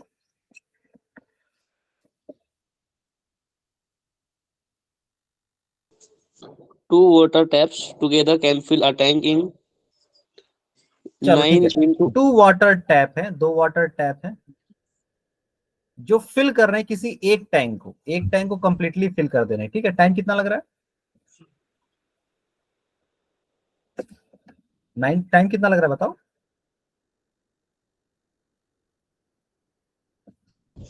9 into 3/8। 9/3/8, ठीक है, मिक्स फ्रैक्शन में इतने आवर में ये कंप्लीटली फिल कर दे रहे हैं। अब आगे क्वेश्चन में क्या दे रखा है? The tap of larger diameter takes 10 hours less। ठीक है, the tap whose diameter larger, यानी वो टैप जिसका डायमीटर बड़ा है वो क्या कर रहा है? Take 10 hours less than the smaller ठीक है, one। Takes 10 hour less than smaller diameter. ठीक है, Smaller ठीक है one आगे, स्मॉलर वन मतलब वो एक ऐसा पाइप जिसका डायमीटर छोटा है। आगे want to fill the tank ठीक है आगे, separately। ठीक है आगे, बस ये हो गया। Find the time in which each tap can separately fill the tank। ठीक है, सेपरेटली फिल। देखो इसमें इस टाइप के क्वेश्चन, ये टाइप के क्वेश्चन टाइम एंड वर्क के कहलाते हैं, टाइम एंड वर्क। ठीक है, और इसका तरीका हमारा ये होता है टाइम एंड वर्क का क्वेश्चन का, कि हम क्या करते हैं, हर एक का 1 आवर का वर्क मान लेते हैं, हर एक का 1 आवर का वर्क मान लेते हैं। ठीक है, जैसे हम एज्यूम कर लेंगे, लेट्स सपोज हम एज्यूम कर लेंगे 1 आवर वर्क, यानी हम एज्यूम कर लेंगे, इस तरह से एज्यूम कर लो कि एक पाइप आपका ए है, एक पाइप आपका बी है। ए अकेला पाइप को x आवर में कंप्लीटली फिल कर देगा और बी अकेला पाइप को y आवर में कंप्लीटली फिल कर देगा। ये दोनों का इंडिविजुअल हमने एफिशिएंसी निकाली। ठीक है, जो हमें फाइंड करना है, ये में आंसर भी फाइंड करना है। मतलब क्वेश्चन में भी यही कहा है कि find the number of hours in which taken by pipe A and pipe B. ठीक है, इंडिविजुअली अकेले अकेले जब ये लोग काम करें तो।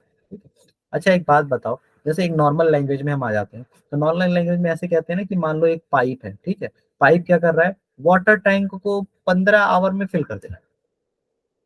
तो वर्क को हमेशा यहाँ 1 माना जा रहा है, 1 टैंक को फिल कर दे 15 आवर में। अगर आपसे कहा जाए अच्छा अगर मैं ऐसा करूं कि मैं सिर्फ 5 आवर तक ही पानी फिलअप करूं, तो बताओ टैंक कितना फिल होगा?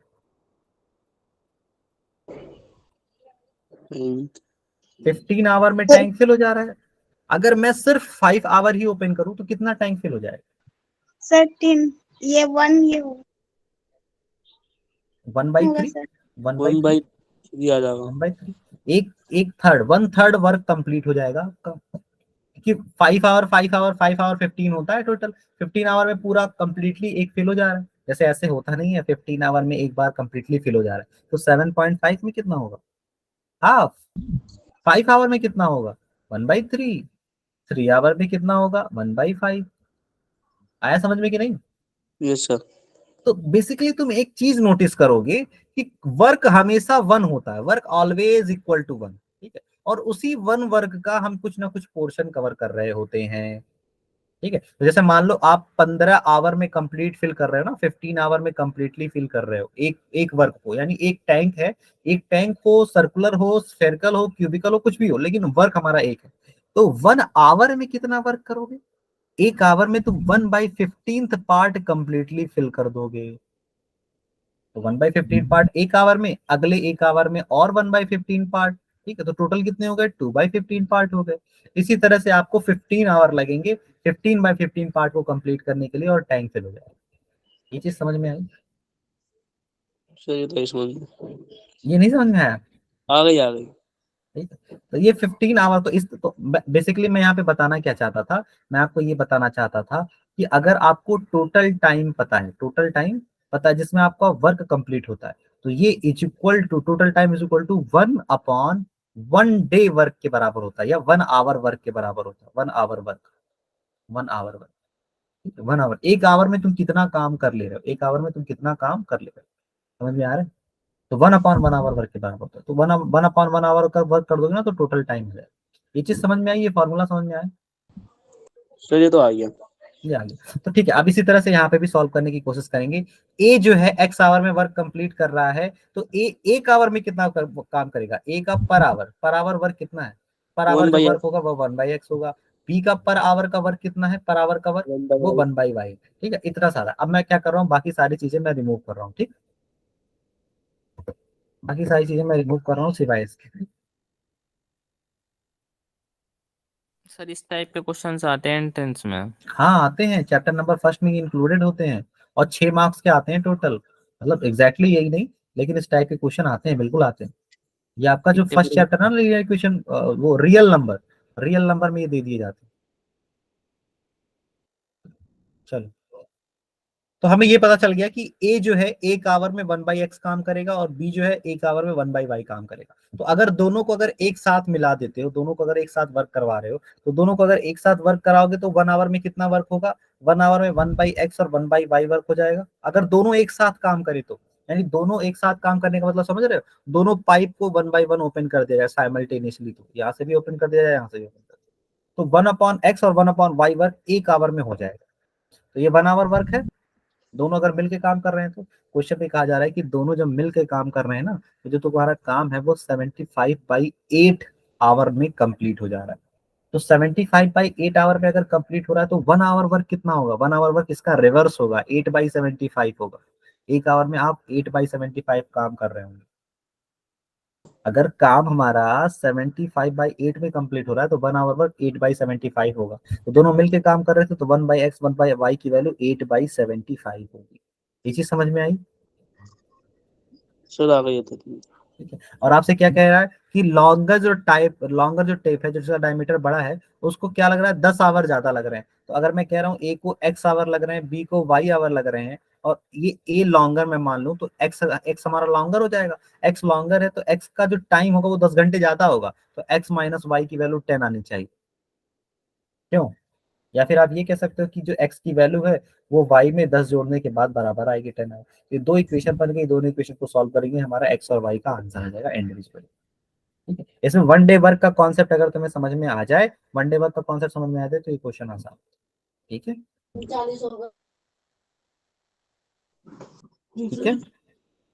ये सर ठीक है। ये समझ में आया सबको या नहीं आया? सीरियसली मैं पूछ रहा हूँ, बता देना। इमरान, समझ में आया ये? सर 40% आया। 40% आया? यानी तुम्हारा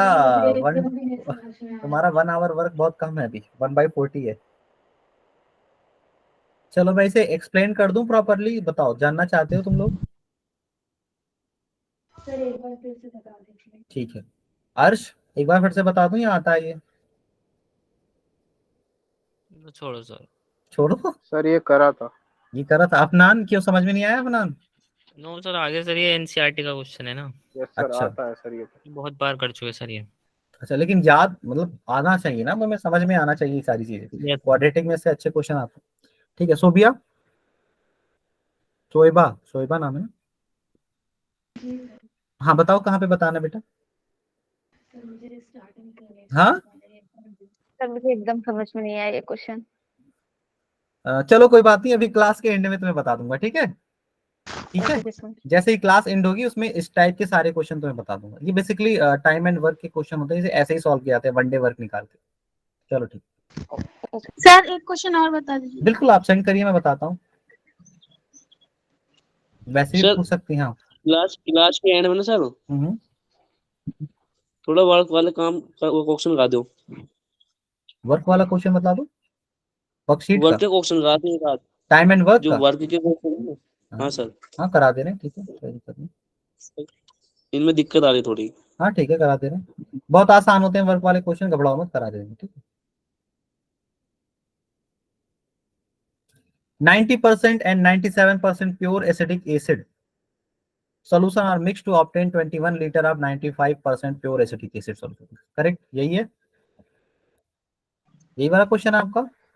yes sir. 90% 97% pure acidic solution को मिक्स किया जा रहा है, ठीक है।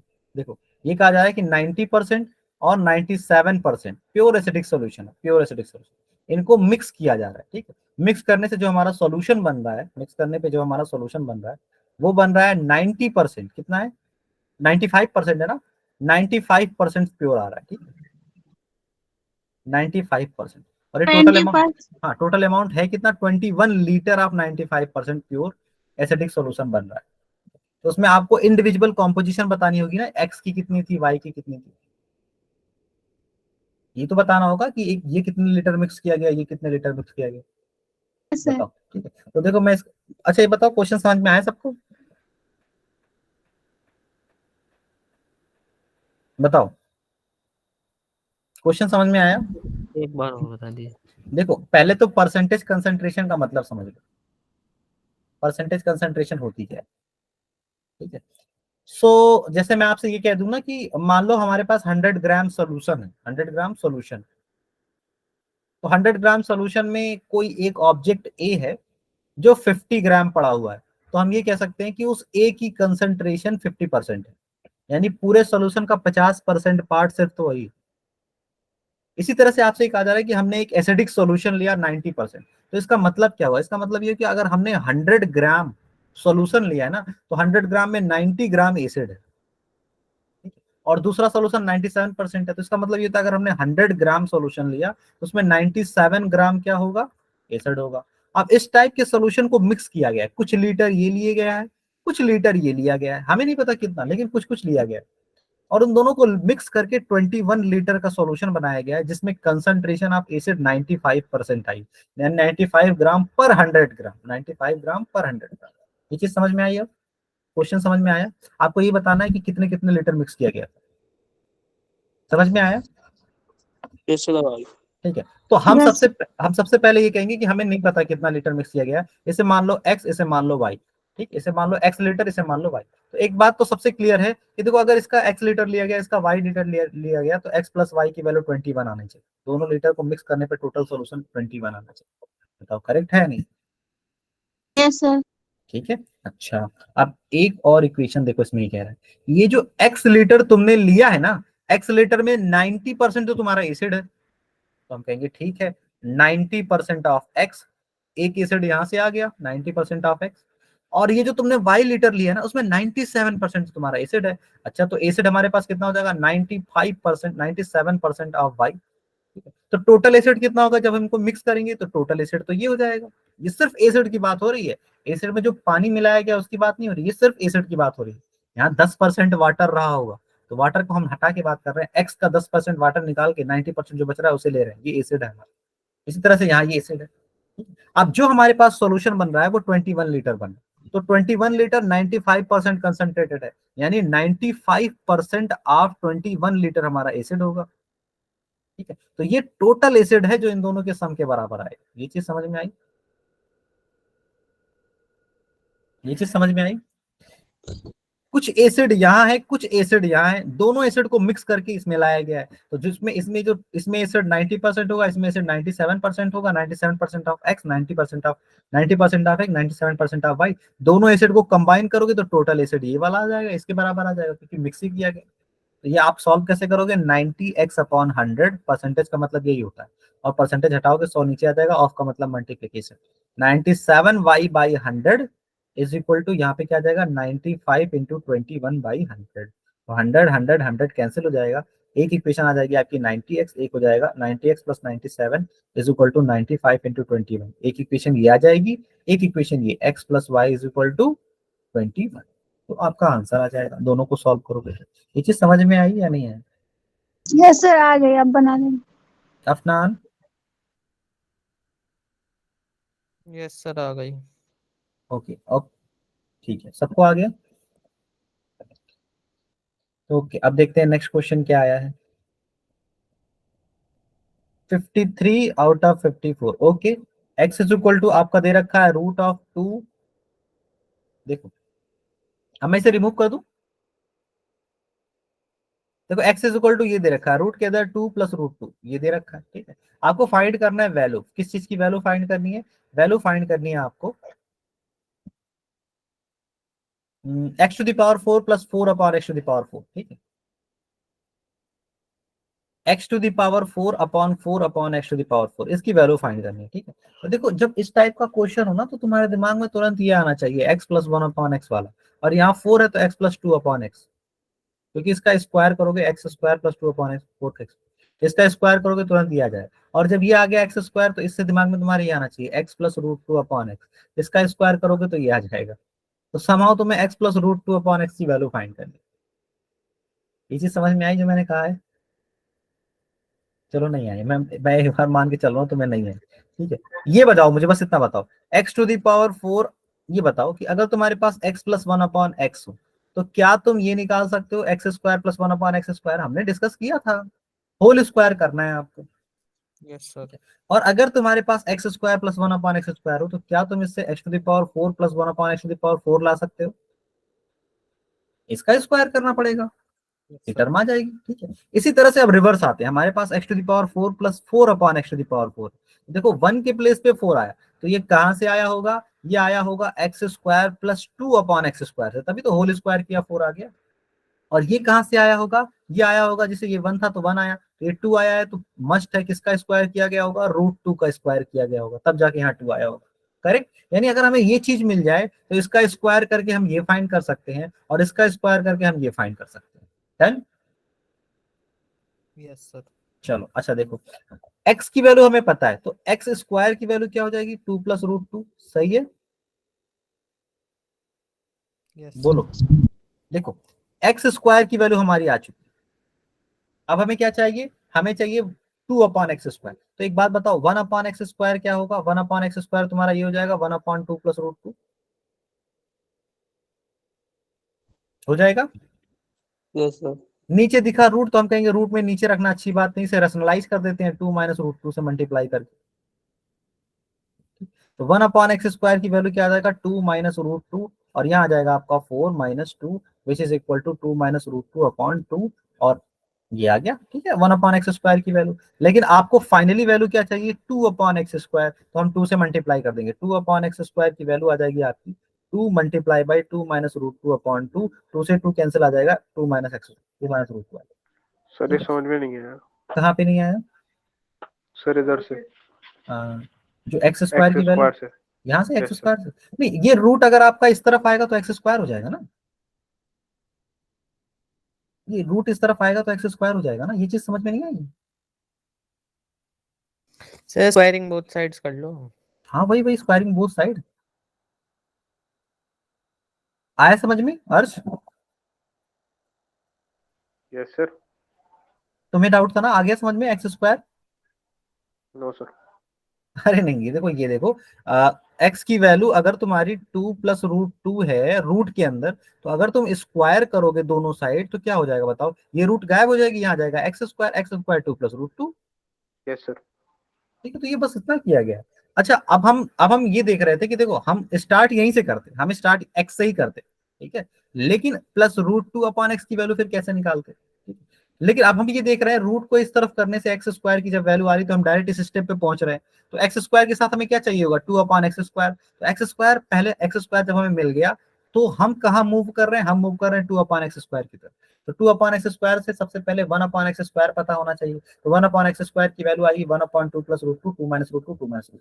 रैशनलाइज करेंगे, रैशनलाइज करने का तरीका हमने पढ़ा था, ठीक है, तो रैशनलाइज करने के बाद 1 अपॉन एक्स स्क्वायर की वैल्यू ये आ गई, ठीक है, लेकिन हमें पता है हमें आंसर चाहिए x square plus 2 upon x square, ये चाहिए, तो इसके लिए 2 अपॉन एक्स स्क्वायर की वैल्यू निकालनी पड़ेगी, इसलिए हमने 2 से मल्टीप्लाई कर दिया, इस वाले इक्वेशन में 2 से मल्टीप्लाई, तो 2 से मल्टीप्लाई किया तो ये आ गया 2 अपॉन एक्स स्क्वायर, और यहाँ 2 से मल्टीप्लाई करोगे 2 2 कैंसिल होके 2 माइनस एक्स। अब इन दोनों की वैल्यू पुट कर दो, एक्स स्क्वायर की वैल्यू हमारी आ चुकी है 2 प्लस रूट 2, और 2 अपॉन एक्स स्क्वायर की वैल्यू हमारी आ चुकी है 2 माइनस रूट 2, माइनस रूट 2 और 2 रूट 2 भी कट जाएगा, यानी आपका आंसर आ जाएगा x square plus 2 upon x square की वैल्यू क्या आ जाएगी, 4। 4। अच्छा, अब बताओ तुम्हें फाइंड क्या करना है, एक्चुअली में फाइंड तुम्हें x to the power 4 upon x to the power 4 find करना है, और मैंने बताया कि अगर ये चीज मिल जाए तो इसका स्क्वायर करते ही ये आ जाता है, तो तुम भी कुछ ना करो, बस स्क्वायर करो, ठीक? तो स्क्वायर करोगे ये आ जाएगा a square x to the power 4, b square यानी 4 upon x to the power 4 plus 2 times of a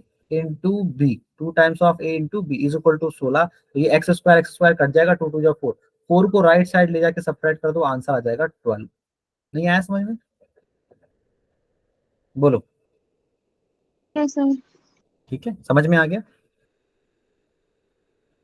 मैं कोशिश करूंगा कि मैं जब आप, अच्छा आप लोग ये बताओगे कि तुम लोगों में से तराबी किसी की चल रही है अभी? यस यस सर, हमारी चल रही है। अच्छा, चल सर रही यहाँ है, तो हो गया कलाम बापू, हाँ, यहाँ तो हो गया कलाम बापू पूरा। अच्छा हो गया। सो जी इसलिए मैं पूछ रहा था, मैं सोच रहा था शाम का कुछ वक्त निकाल कर, शाम का हल्का सा वक्त, ये आउट ऑफ वो होगा, मतलब चलो अभी मैं रिकॉर्डिंग हो जाए फिर बताता हूँ, ठीक है, चलो ये हो गया। बेसिकली मैं ये सोच रहा था कि कुछ टाइम आप लोग के लिए निकाल के थोड़ा सा आपके पीवाईक्यू सॉल्व करा दिए जाए, क्योंकि पीवाईक्यू बहुत इंपॉर्टेंट है, ठीक है। मैंने प्लान कर रखा था 18 तारीख से लेकर जब तक ईद नहीं हो जाती तब तक पीवाईक्यू सॉल्व करवाएंगे। यस सर, करवा तो दीजिए। थोड़ा थोड़ा टाइम निकाल के पर डे, थोड़ा थोड़ा पर डे, मतलब वो जो क्लासेस रेगुलर चल रही है उसके साथ साथ उसको उसको छोड़कर शाम को थोड़ा सा टाइम निकाल के आपको पीवाईक्यू हर दिन का एक चैप्टर निकाल के पीवाईक्यू सॉल्व करा ठीक दीजिए, है, ठीक है, उसमें ये डाउट सोच भी रहा हूँ। क्लियर, हाँ तो उसमें तो डाउट भी क्लियर हो जाएंगे। हाँ, उसमें पर डे डाउट भी क्लियर, लेकिन 1 आवर से ज्यादा मत लेना क्योंकि मेरा यस भी सर, डिजर्टेशन चल रहा है ना, थोड़ा सा ऐसा हो रहा है कि हाँ, चलो ठीक है, मैं बात कर लूंगा एक बार सर से, कब मैं से कह करवा दूंगा। दी, हाँ, कब से करवाएंगे सर? जल्दी करा देंगे, अब तरावी जल्दी खत्म हो जाए आप लोग में। किसकी बची है बताओ लास्ट, मेरी खुद की बची है, अभी 20 तारीख को ओवर हो रही है। हाँ ठीक है, ठीक है, एक दो लोगों की है, कोई बात नहीं, मेरे ख्याल से 20 तक हो जानी चाहिए ना। Yes sir. हाँ 20 रमजान, 20 रमजान को हो जानी चाहिए, 20 रमजान में यस आई सर, हो थिंक जाएगा। 4 डेज और है, 4 डेज और है ना, 4 डेज ही तो है। यस सर, हाँ। तो यस हाँ, सर, तो अब बस 4 डेज के नहीं, बाद हम लोग स्टार्ट कर देंगे, ठीक है, यहाँ हर पे दिन लेट एक एक जाएगी। चैप्टर। हाँ हाँ सर, लेट क्या हुआ जाएगी अपना, सर, 6 7 तक आई गेस। नहीं 6 7 तक नहीं जाएगी अपना, 15 हो चुकी है ना, 15 16 हो चुकी, हाँ, तो आपके यहाँ कितना पढ़ाते हो हैं जाएगी रोज? इंशाल्लाह। 1.5, 1.5 नहीं है, 1 सवा पा रहा है, 1.25 करके सर, 1.5 ही है सर, 1.5 है। सर हमारे यहाँ तो कभी 3, कभी 2.5, कभी 3.5। नहीं एक्चुअली में मैं यूनिवर्सिटी में हूँ ना, और मैं थोड़ा सा यहाँ मस्जिद जो है, मस्जिद का एसपीएम भी हूँ, सीनियर प्रेयर मॉनिटर, तुम लोगों ने देखा होगा एक आध स्टेटस पे भी, तो उसमें फिर मेरे कंट्रोल में होती चीजें, तो हम लोगों ने एकदम स्ट्रिक्ट कर रखा है कि मतलब थोड़ा सा आप 1.5 पारा ही पढ़ाएंगे, तो 1.5 पारा पर डे हो जाता है, तो 20 तारीख को और हो रही है। सर कल तो फ्रूटी मिल रही थी मस्जिद में, क्या हुआ, फ्रूटी मिल रही थी कल। तो ज्यादा पढ़ाया होगा फिर तो, चलो नहीं, खत्म हो गया होगा। अच्छा, चलो कोई नहीं बात नहीं। खत्म। अच्छा कुछ क्वेश्चंस और पूछना है तो पूछो, उसके बाद फिर मैं रिकॉर्डिंग ऑफ कर लेता हूँ, फिर हम जो डिस्कस करना है कुछ कर लेंगे, ठीक है। सर जो भेजा था उसी का 54। कोशिका 54 if x plus 1 is the SCF of ax square plus bx plus c. Okay, SCF का मतलब समझते हो? SCF का मतलब होता है Divide कर फैक्टर। देगा। हाँ, डिवाइड कर देगा यानी फैक्टर, यानी x प्लस 1 उसका फैक्टर है, किसका? ax square plus bx plus c का। x प्लस 1 फैक्टर है, तो HCF का मतलब यही है, ठीक है। तो उसमें क्वेश्चन में कोई थोड़ा सा बताता हूँ, एक सेकंड। ये तो हो गया। Then bx square plus ax plus c and, अच्छा दोनों का HCF है, दोनों का HCF है, ठीक है। bx square plus ax plus c दोनों का HCF है, ठीक है। x plus 1 is the HCF of this and this, this and this, यानी x प्लस 1 दोनों को डिवाइड कर देगा, ठीक। दोनों को डिवाइड कर देने का मतलब क्या है? रिमाइंडर 0 आएगा, यही तो मतलब है, यस सर। रिमाइंडर 0 आएगा। Then the value of c each, आपसे c की वैल्यू पूछा है कि c की वैल्यू क्या होगी, ठीक है। c की वैल्यू क्या होगी, ठीक है। एक सेकंड देखो, अच्छा अगर ये दोनों को डिवाइड कर दे रहा है तो इसका मतलब रिमाइंडर 0 आएगा जब तुम डिवाइड करने जाओगे। रिमाइंडर कैलकुलेट कैसे करते हो? जिससे डिवाइड करना है उसे करो 0 के बराबर, x की वैल्यू आएगी -1, रिमाइंडर थ्योरम याद है, और -1 को ले जाके इक्वेशन में पुट कर दो तो वो रिमाइंडर आ जाता है। यहाँ रिमाइंडर क्या आएगा? -1 का square a plus b times of -1 plus c, ये रिमाइंडर आ गया, यानी a माइनस बी प्लस सी, ये रिमाइंडर आएगा, ये 0 के बराबर होगा। एक ये हो गया, ये समझ में आया? ये रिमाइंडर 0 के बराबर आ गया, ठीक है। एक इक्वेशन आपकी ये बन गई। अब इसी तरह से -1 की वैल्यू यहाँ पुट करो, तो -1 अगर यहाँ पुट करोगे, -1 का square plus a times of -1 plus c, यानी b minus a plus c is equal to 0, ये भी आ गया, करेक्ट। ये दूसरी इक्वेशन है। आपको वैल्यू फाइंड करना है c की, तो c की वैल्यू फाइंड कर लो, ठीक है। कैसे? इन दोनों इक्वेशंस को ऐड कर दो, इन दोनों इक्वेशंस को ऐड कर दो, इन दोनों इक्वेशंस को ऐड करो। तो ऐड करने जाओगे ना, जैसे ही ऐड करोगे तो a से a कैंसिल हो जाएगा, b से b कैंसिल हो जाएगा, ठीक। और 2 टाइम्स ऑफ c आ जाएगा यहाँ, और राइट साइड में 0, तो c की वैल्यू आ जाएगी 0। आया समझ में? Yes sir. सर इसको सब्स्टिट्यूशन मेथड से नहीं निकाल सकते? आप सब्स्टिट्यूशन मेथड से निकाल सकते हैं, बिल्कुल सब्स्टिट्यूशन मेथड से निकाल सकते हैं, लेकिन हमें वैल्यू किसकी निकालनी है? c की निकालनी है ना। तो देखो ऐसे करेंगे, a minus b plus c is equal to 0 है, तो c की वैल्यू कितनी हो जाएगी? Minus times of a minus b, ये हो जाएगा। c की value minus times of a minus b हो जाएगी। Yes sir. अच्छा देखो, minus times of a minus b option में नहीं था, ठीक है, वरना यही आंसर हो जाता। अब तुम c की वैल्यू ले जाके यहाँ पुट कर दो, तो b minus a minus times of a minus b यहाँ पुट करो, हमने पुट कर दिया, इज इक्वल टू 0, यानी b minus a plus b is equal to 0 हो गया, यानी 2 times of b minus 2 times of a is equal to 0, यानी 2 times of b is equal to 2 times of e, यानी a is equal to b होगा। ये बन गया। अब a is equal to b, एक आंसर आ गया। अब इसे किसी भी एक इक्वेशन में पुट कर दो। लेट्स सपोज हमने इसमें पुट कर दिया a is equal to b, यहाँ जो a है उसके प्लेस पे b पुट कर दिया, ठीक है। तो b minus b plus c is equal to 0, ये कट गया, यानी c इज इक्वल टू 0 अब ये आ गया। ओके, क्लियर है? Yes sir. अच्छा, Yes, फिर से sir. किसी का एनसीईआरटी का क्वेश्चन है, क्वेश्चन नंबर 4.2 का, क्वेश्चन नंबर कौन सा? सर मैंने भी भेजा क्वेश्चन है। नंबर 6। हाँ चलो मैं बताता हूँ, ठीक है, 1 बाय 1 बता देता हूँ। पहले क्वेश्चन नंबर 6 देख लेते हैं एनसीईआरटी का।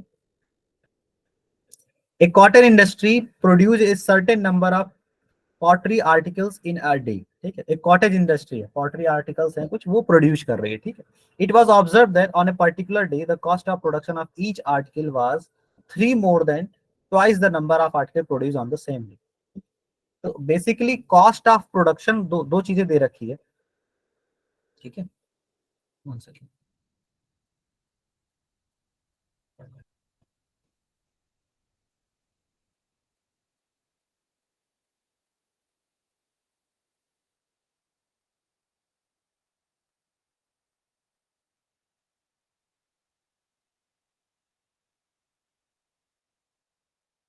देखो इसमें दो चीजें दे रखी हैं। आपसे ये कहा जा रहा है कि एक कोई इंडस्ट्री है, ठीक है, वो कुछ नंबर ऑफ आर्टिकल्स प्रोड्यूस कर रही है हर दिन कुछ नंबर ऑफ आर्टिकल्स प्रोड्यूस कर रही है। हमें नहीं पता कितना प्रोड्यूस कर रही है, लेकिन कुछ नंबर ऑफ आर्टिकल्स प्रोड्यूस कर रही है, ठीक है।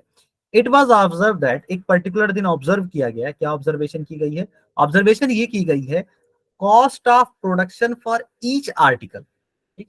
देखो दो चीजें अब तुम्हारे क्वेश्चन में यहां मेंशन कर दी। एक चीज ये कहा गया कि इंडस्ट्री जो है हर दिन इंडस्ट्री जो है कुछ नंबर ऑफ आर्टिकल प्रोड्यूस कर रहे हैं, हमें नहीं पता कितना, तो हमने कह दिया कि मान लो x number of article produce हो रहा है, x number of article produce हो रहा है, ठीक है। और cost of each article, cost of each article का जिक्र है, तो कॉस्ट ऑफ ईच आर्टिकल को मान लो वाई, कि वाई रुपए कॉस्ट ऑफ ईच आर्टिकल, हर एक आर्टिकल का कॉस्ट वाई रुपए। अब क्वेश्चन को पढ़ो। It was observe that on a particular day cost of production of each article, यानी वाई के बारे में कहा जा रहा है, ये जो वाई है, cost of production of each article was क्या है, 3 रुपए मोर है, 3 रुपए मोर देन, ये 3 रुपए ज्यादा है, ये क्या है, 3 रुपए ज्यादा, 3 रुपए ज्यादा किससे है, X से। then twice the number of article produced on that day, then twice of what, twice the number of article, तो number of article तो x है ना, तो ये जो y है वो twice the number of article से 3 ज्यादा है। तो अगर ये जो y है twice the number of article से 3 ज्यादा है, तो y is equal to 2x plus 3 आना चाहिए। ये आपकी एक इक्वेशन बन गई। आया समझ में, ये चीज समझ में आई? Yes sir. ठीक है, अब आगे बढ़ जाओ। अब देखो क्या कह रहा है, if total cost of production on that day will be 90, कह रहा है टोटल कॉस्ट 90 है, तो तुम्हें पता है टोटल कॉस्ट कैसे आएगी, एक्स नंबर आर्टिकल है, हर एक का दाम वाई है, टोटल कॉस्ट एक्स वाई, और एक्स वाई की वैल्यू 90। नहीं आया समझ में, नहीं आया समझ में? एक बार बताना वाले। देखो कह रहा है total cost of production on that day is 90, यानी उस दिन टोटल कॉस्ट ऑफ प्रोडक्शन 90 रुपए का है। तो भाई टोटल कॉस्ट कैसे निकालते हो, एक्स नंबर ऑफ आर्टिकल है, एक आर्टिकल का कॉस्ट वाई है, x into y total cost, तो total cost is equal to 90। नहीं आया समझ में? क्वेश्चन आ गया। बस अब इन दोनों इक्वेशन को तुम सॉल्व करोगे, तुम्हारा आंसर आ जाएगा। इक्वेशन भी सॉल्व करानी पड़ेगी, इक्वेशन आ जाएगी, सोल्व हो जाएगी। हाँ इक्वेशन सॉल्व हो जाएगी, सब्स्टिट्यूशन से सॉल्व कर सकते हो। y की वैल्यू 90 बाई x हो गई, 90 बाई x लाके यहाँ पे रख दो, तो कर लो, आंसर आ जाएगा। ठीक है, चलो। सर मेन बात इंग्लिश समझ में नहीं आ रही थी, क्या लैंग्वेज समझ में नहीं आ रही थी, क्वेश्चन की। नहीं, अब समझ में आया। असल में उसमें दो चीजों का जिक्र था, नंबर ऑफ आर्टिकल था और कॉस्ट ऑफ ईच आर्टिकल था, इसलिए मैंने दोनों को पहले लिख लिया, उसके बाद इक्वेशन बनाना समझ में आया। देखो इक्वेशन ऐसे ही बनाया करो जैसे मैं इस तरह से बनाता हूँ ना, ये चीजें समझ समझ के। कॉस्ट ऑफ ईच आर्टिकल यानी y के बारे में कुछ कह रहा है, ये बड़ा है, किससे बड़ा है, 2 times of number of article से। तो 2 टाइम्स ऑफ नंबर आर्टिकल के बारे में कह रहा है, तो 2 times of number of article लिख लो। इससे 3 बड़ा है, तो भाई अगर ये चीज बड़ी है इससे, ये y जो है इससे बड़ा है, तो जितना बड़ा है 3 ऐड कर दो, कम वाले में दोनों बराबर हो जाएंगे, तो कम वाले में 3 ऐड कर दे दोनों बराबर। इसलिए हम लोग लैंग्वेज थोड़ा बहुत ही सिंपल रखते हैं, समझाने के एतबार से जो लैंग्वेज रहती है बहुत बच्चों वाली लैंग्वेज होती है। ठीक है, चलो और कोई क्वेश्चन है तुम्हारा? एक पीछे किसी ने और क्वेश्चन पूछा था, रुक जाओ 1 सेकंड बताता हूँ। क्वेश्चन नंबर तो बता दो बेटा, Afnan. 63 x is equal to 1/2, then the value of x plus 1 upon x plus 1 upon x plus 1 upon x, 3 बार। ठीक है, आपसे कह रहा है कि x की वैल्यू जो है ना 1 है, x की वैल्यू 1/2 है, तो find the value of 1 upon 1/1 plus x। ठीक है, और अपॉन यहाँ 1 plus 1/x, ऐसे है ना क्वेश्चन, यही तो है question. 1 plus 1 upon 1/x, 1 plus 1 upon 1/x, ठीक, 2 बार है। ठीक है, तो ये x प्लस समथिंग ऐसे, x plus 1 upon 1 plus 1 by, फिर यहाँ है 1 प्लस 1/x ऐसे। तो देखो इसे नीचे से सॉल्व करते आया जाता है, जैसे मैं बता रहा हूँ, जैसे ये है ना x plus 1 upon 1 plus 1 by, उसके बाद यहाँ फिर से एक बार 1 अपॉन 1/x दे रखा है। ठीक है, और तुमसे कहा गया कि x की वैल्यू 1/2 है, तो नीचे से सॉल्व करते आ जाता है। देखो अगर x की वैल्यू 1/2 है, तो यहाँ जब नीचे जाके x के प्लेस पे 1/2 रखोगे ना, यहाँ 1/2, तो ये 2 ऊपर पहुंच जाएगा, तो 2 ऊपर पहुंच जाएगा, तो इक्वेशन कुछ ऐसे रेड्यूस हो जाएगी, x plus 1 upon 1 plus 1 upon 1 plus 2। नहीं आया समझ में? ये 2 ऊपर चला जाएगा, फ्रैक्शन के नीचे फ्रैक्शन।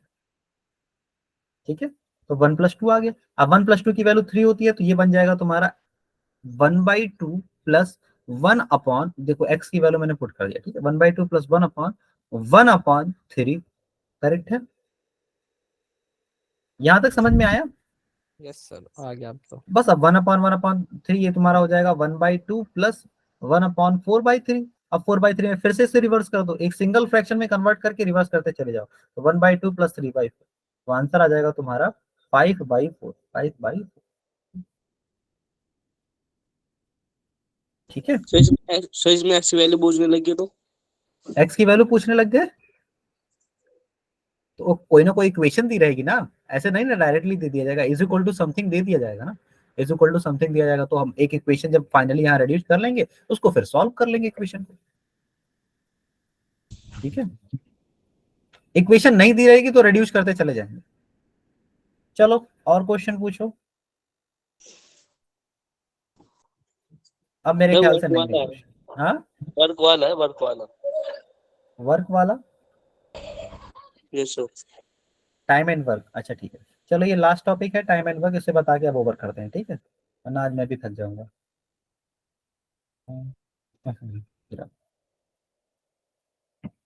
ओके देखो, टाइम एंड वर्क पे आ जाते हैं, थोड़ा सा थ्योरेटिकल पॉइंट ऑफ व्यू से इसे कवर कर लेते हैं फिर आगे बढ़ते हैं, ठीक है। देखो पहले तो तुम वन डे वर्क और टोटल नंबर ऑफ डेज के बारे में पढ़ दो, वन डे वर्क और total number of days, total number of days in which work complete, in which work complete, एक चीज ये है, और एक टर्म है वन डे वर्क, एक दिन में कितना काम हो रहा है, वन डे वर्क। ये दो टॉपिक और इनके बीच का रिलेशन अगर समझ गए ना तो पूरा टाइम एंड वर्क का क्वेश्चन सॉल्व हो जाएगा। तो देखो कुछ ऐसा है, जैसे मैं आपसे कहूं कि एक एट्रीब्यूट है ए, उसने क्या किया, 4 डेज में काम कंप्लीट कर दिया, 4 डेज में वर्क को कंप्लीट कर लिया। देखो वर्क को ऑलवेज वन माना जाता है, वर्क को ऑलवेज वन माना जाता है, माना जाता है, work always maximum value of work one होता है। जैसे ऐसे बोलते नहीं कि यार असाइनमेंट बनाना है 50% हो गया, आधा हो गया, आधा बचा है, आधा 1/2 कहाँ से आया, हो सकता है तुमने 10 दिन लगाया होगा उसे करने में, लेकिन तुमने बोला 1/2, 1/2 हो गया, 1/2 बचा। तो वर्क की मैक्सिमम वैल्यू वन होती है, एक काम करना होता है। अब एक काम कुछ भी हो सकता है, हो सकता है एक देश को संभालना है तो 50% हमने संभाल लिया, 50% बचा हुआ, या हो सकता है एक खेत है उसमें सब्जी लगानी है तो 50% हमने लगा दी, 50% लगाना बाकी है, ऐसा, ठीक है। तो work always equal to one.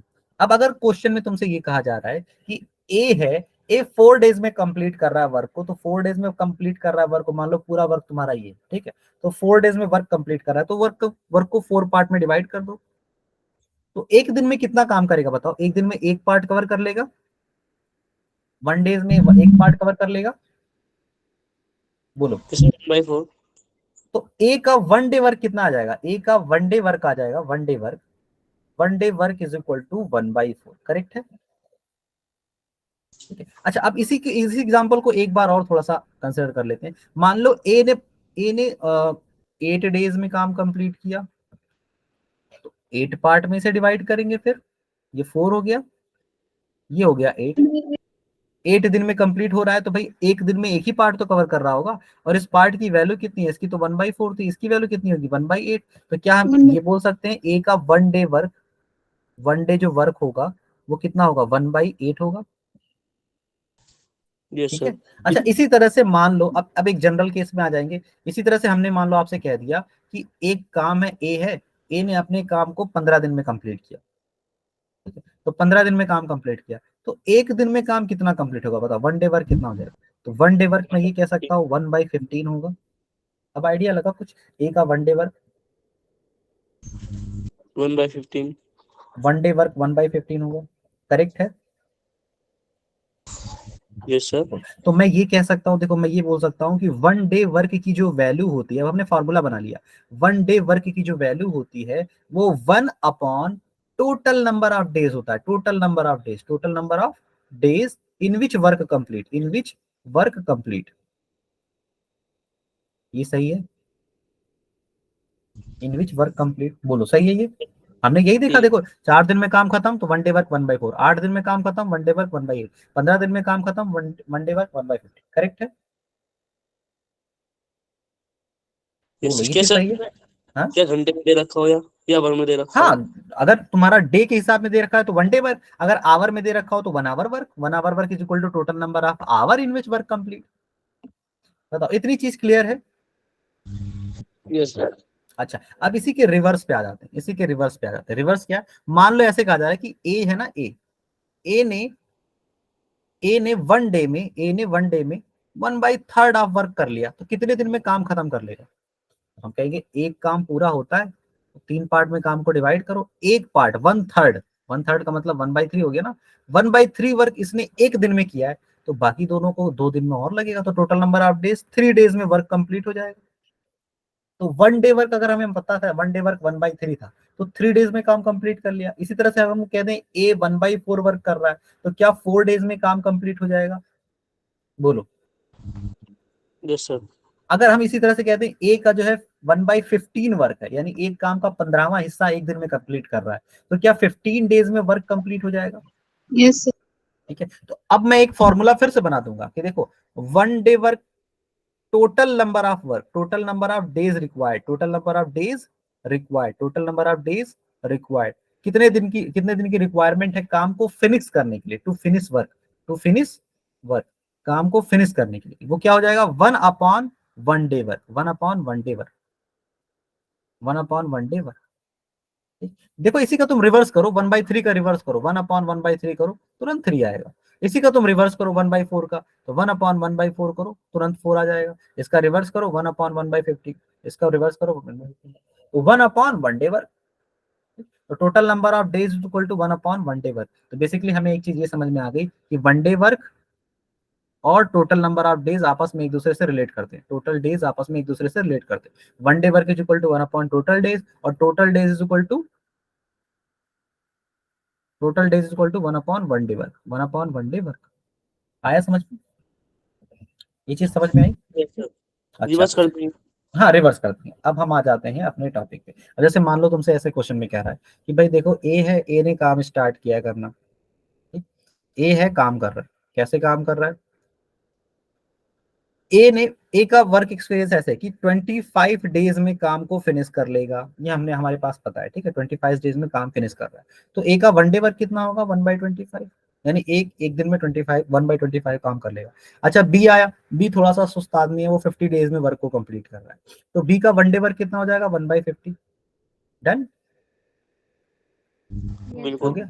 अब मान लो एक दिन में दोनों लोग मिलके काम कर रहे हैं, तो एक दिन में काम कितना होगा? एक दिन में ये 1/25 काम कर ले रहा है, 1/50 काम कर ले रहा है, तो एक दिन में वर्क कितना होगा? एक दिन में ए प्लस बी अगर दोनों मिलके काम करेंगे तो 1/25 प्लस 1/50 वर्क होगा। बोलो, यानी 3/50 वर्क होगा। इसे सॉल्व करोगे तो 3/50 वर्क पर डे होगा अगर दोनों मिलके काम करें तो।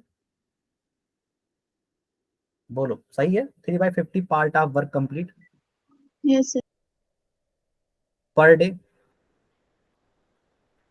डन, ठीक है। तो अब मैं अगर आपसे पूछूं कि दोनों मिलके अगर काम कर रहे हैं तो 1 डे वर्क कितना है? 1 डे वर्क दोनों मिलके अगर काम कर रहे हैं तो 1 डे वर्क 3/50 है। तो टोटल नंबर ऑफ डे बताओ, total number of day, total number of day अगर दोनों मिलके काम कर रहे हैं तो जिसमें काम खत्म हो जाएगा, तो total number of day 1/1 day work, यानी 3/50 कर देंगे, दैट इज इक्वल टू 50/3 आ जाएगा, यानी 16 डेज, और 16 डेज के साथ 2/3 डेज और लगेगा, 16 डेज के साथ 2/3 डेज और लगेगा, ठीक है, 16 प्लस 2/3 डेज। आया समझ में? यानी 16 दिन के आसपास में ही काम खत्म हो जाएगा। ये चीज समझ में आई? यस बताओ, सर। समझ में आ गया? अब जरा इसके क्वेश्चन देखते हैं, इसके क्वेश्चन कैसे आते हैं, देखो। चलो 1 सेकेंड, मैं कुछ वो ओपन कर लेता हूँ। हाँ सेंड करो, लाओ सेंड करो।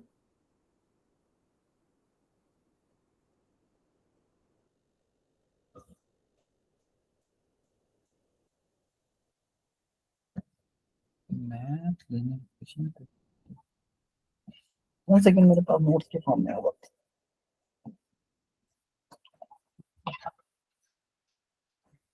चलो मेरे पास मिल गया, ठीक है।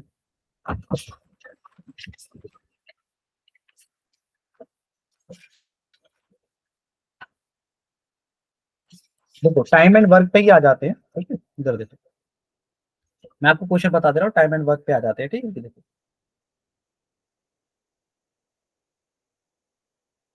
आपसे क्वेश्चन दे रखा है कि 2 मेन है एंड 7 बॉयज हैं, 2 मेन है और 7 boys can do a piece of work in 4 days. ये दोनों मिलके 7 दिन में काम खत्म कर दे, ठीक है, और द सेम वर्क, उसी काम को 4 मेन प्लस 4 बॉयज कंप्लीट कर रहे हैं 3 डेज के अंदर। आपसे ये पूछा how long would it take, यानी कितना टाइम लगेगा, टाइम की वैल्यू क्या होगी, कितना टाइम लगेगा, कितने नंबर ऑफ डेज होंगे अगर वन बॉय इस काम को अकेले करता है, वन बॉय इस काम को अकेले करता है, एंड वन मैन अगर इस काम को अकेले करता है, तो दोनों के केस में बताना। एक बॉय अगर अकेला वर्क करे तो काम कितने देर में खत्म हो जाएगा, एक मैन अगर अकेला वर्क करे तो काम कितने देर में खत्म हो जाएगा। ये क्वेश्चन समझ में आया? कि दो आदमी है, 7 लड़के हैं, दोनों मिलकर 4 दिन में काम खत्म कर दे रहे हैं। 4 आदमी है, 4 लड़के हैं, दोनों मिलकर 3 दिन में काम खत्म कर रहे हैं। तो अगर एक बॉय अकेला काम करे तो कितने दिन में काम खत्म हो जाएगा, एक मैन अकेला काम करे तो वह वर्क कितने दिन में कंप्लीट हो जाएगा। आया समझ में? ये क्वेश्चन समझ में आया? Yes sir. चलो अब देखो इसको सॉल्व करने का तरीका क्या होगा। जैसे मैंने बताया नहीं था कि सर्कल का क्वेश्चन हो तो रेडियस तुरंत मान लिया करो, एपी का क्वेश्चन हो तो एपी में फर्स्ट टर्म और कॉमन डिफरेंस मान लिया करो, बाकी सारी प्रॉब्लम सॉल्व हो जाती है। इसी तरह से टाइम एंड वर्क का क्वेश्चन हो तो वन डे वर्क तुरंत मान लिया करो। एक बॉय है, एक एट्रीब्यूट बॉय है, तो बॉय का वन डे वर्क मान लो, वन डे वर्क या टोटल नंबर ऑफ डेज जिसमें बॉय काम खत्म कर लेगा उसे एक्स मान लो, एक डेज में काम खत्म कर लेगा। और मेन का मान लो वाई डेज में काम खत्म कर लेगा मेन। तो बॉयज का वन डे वर्क कितना आ जाएगा, 1/x, और मेन का वन डे वर्क कितना आ जाएगा, 1/y। ये चीज समझ में आया? हमने ये मान लिया वन बॉयज काम को कंप्लीट करेगा, कंप्लीट कितने दिन में करेगा, x दिन में अकेला। तो एक दिन में कितना काम कर रहा होगा, 1/x। और मेन y दिन में काम खत्म करेगा तो एक दिन में कितना काम कर रहा होगा, 1/y। ठीक है, अब कह रहा है कि देखो एक अब जो काम हो रहा है, पहला केस देखो, पहले केस में आ जाते हैं। ठीक है, तो सिर्फ एक आदमी काम नहीं कर रहा है, 2 आदमी। तो एक आदमी अगर 1/y वर्क कर रहा है तो 2 आदमी 2/y वर्क करेंगे ना। इसी तरह से एक लड़का नहीं, 7 लड़के हैं, एक लड़का 1/x काम कर रहा है एक दिन में, तो 7 लड़के 7/x काम करेंगे ना। तो ये टोटल वर्क है जो एक दिन में होगा।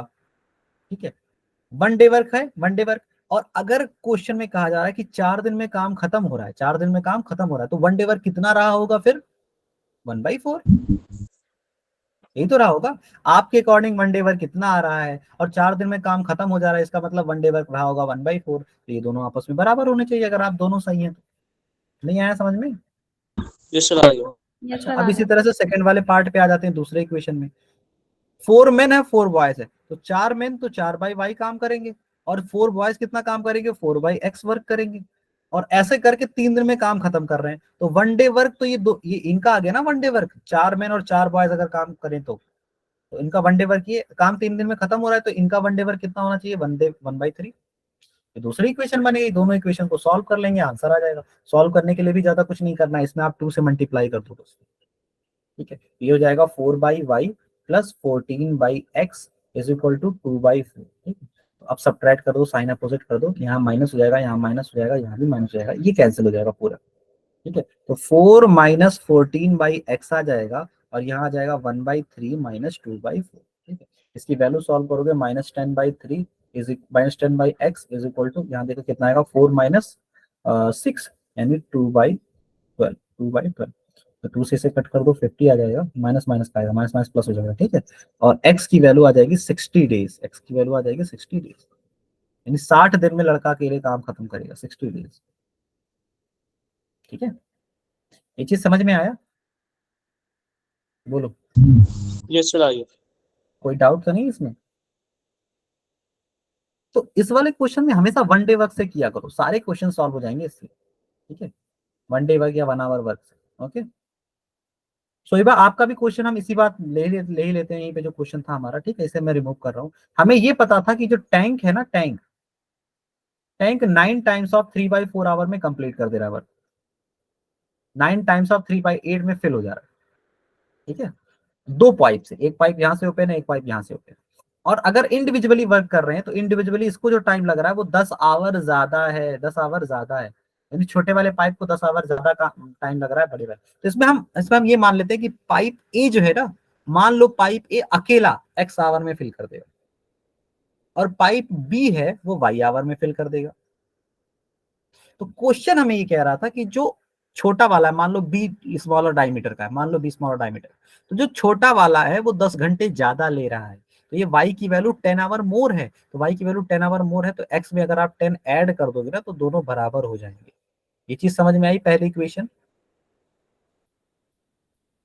बताओ। Yes sir. ठीक है, अब आ जाते हैं आगे। अब कह रहा है कि देखो अगर हम दोनों को साइमल्टेनियसली ओपन कर दे रहे हैं तो जो हमारा वर्क है वो कितने आवर में हो रहा है, 8 9 जो 72, 75/8 आवर में काम कंप्लीट हो रहा है।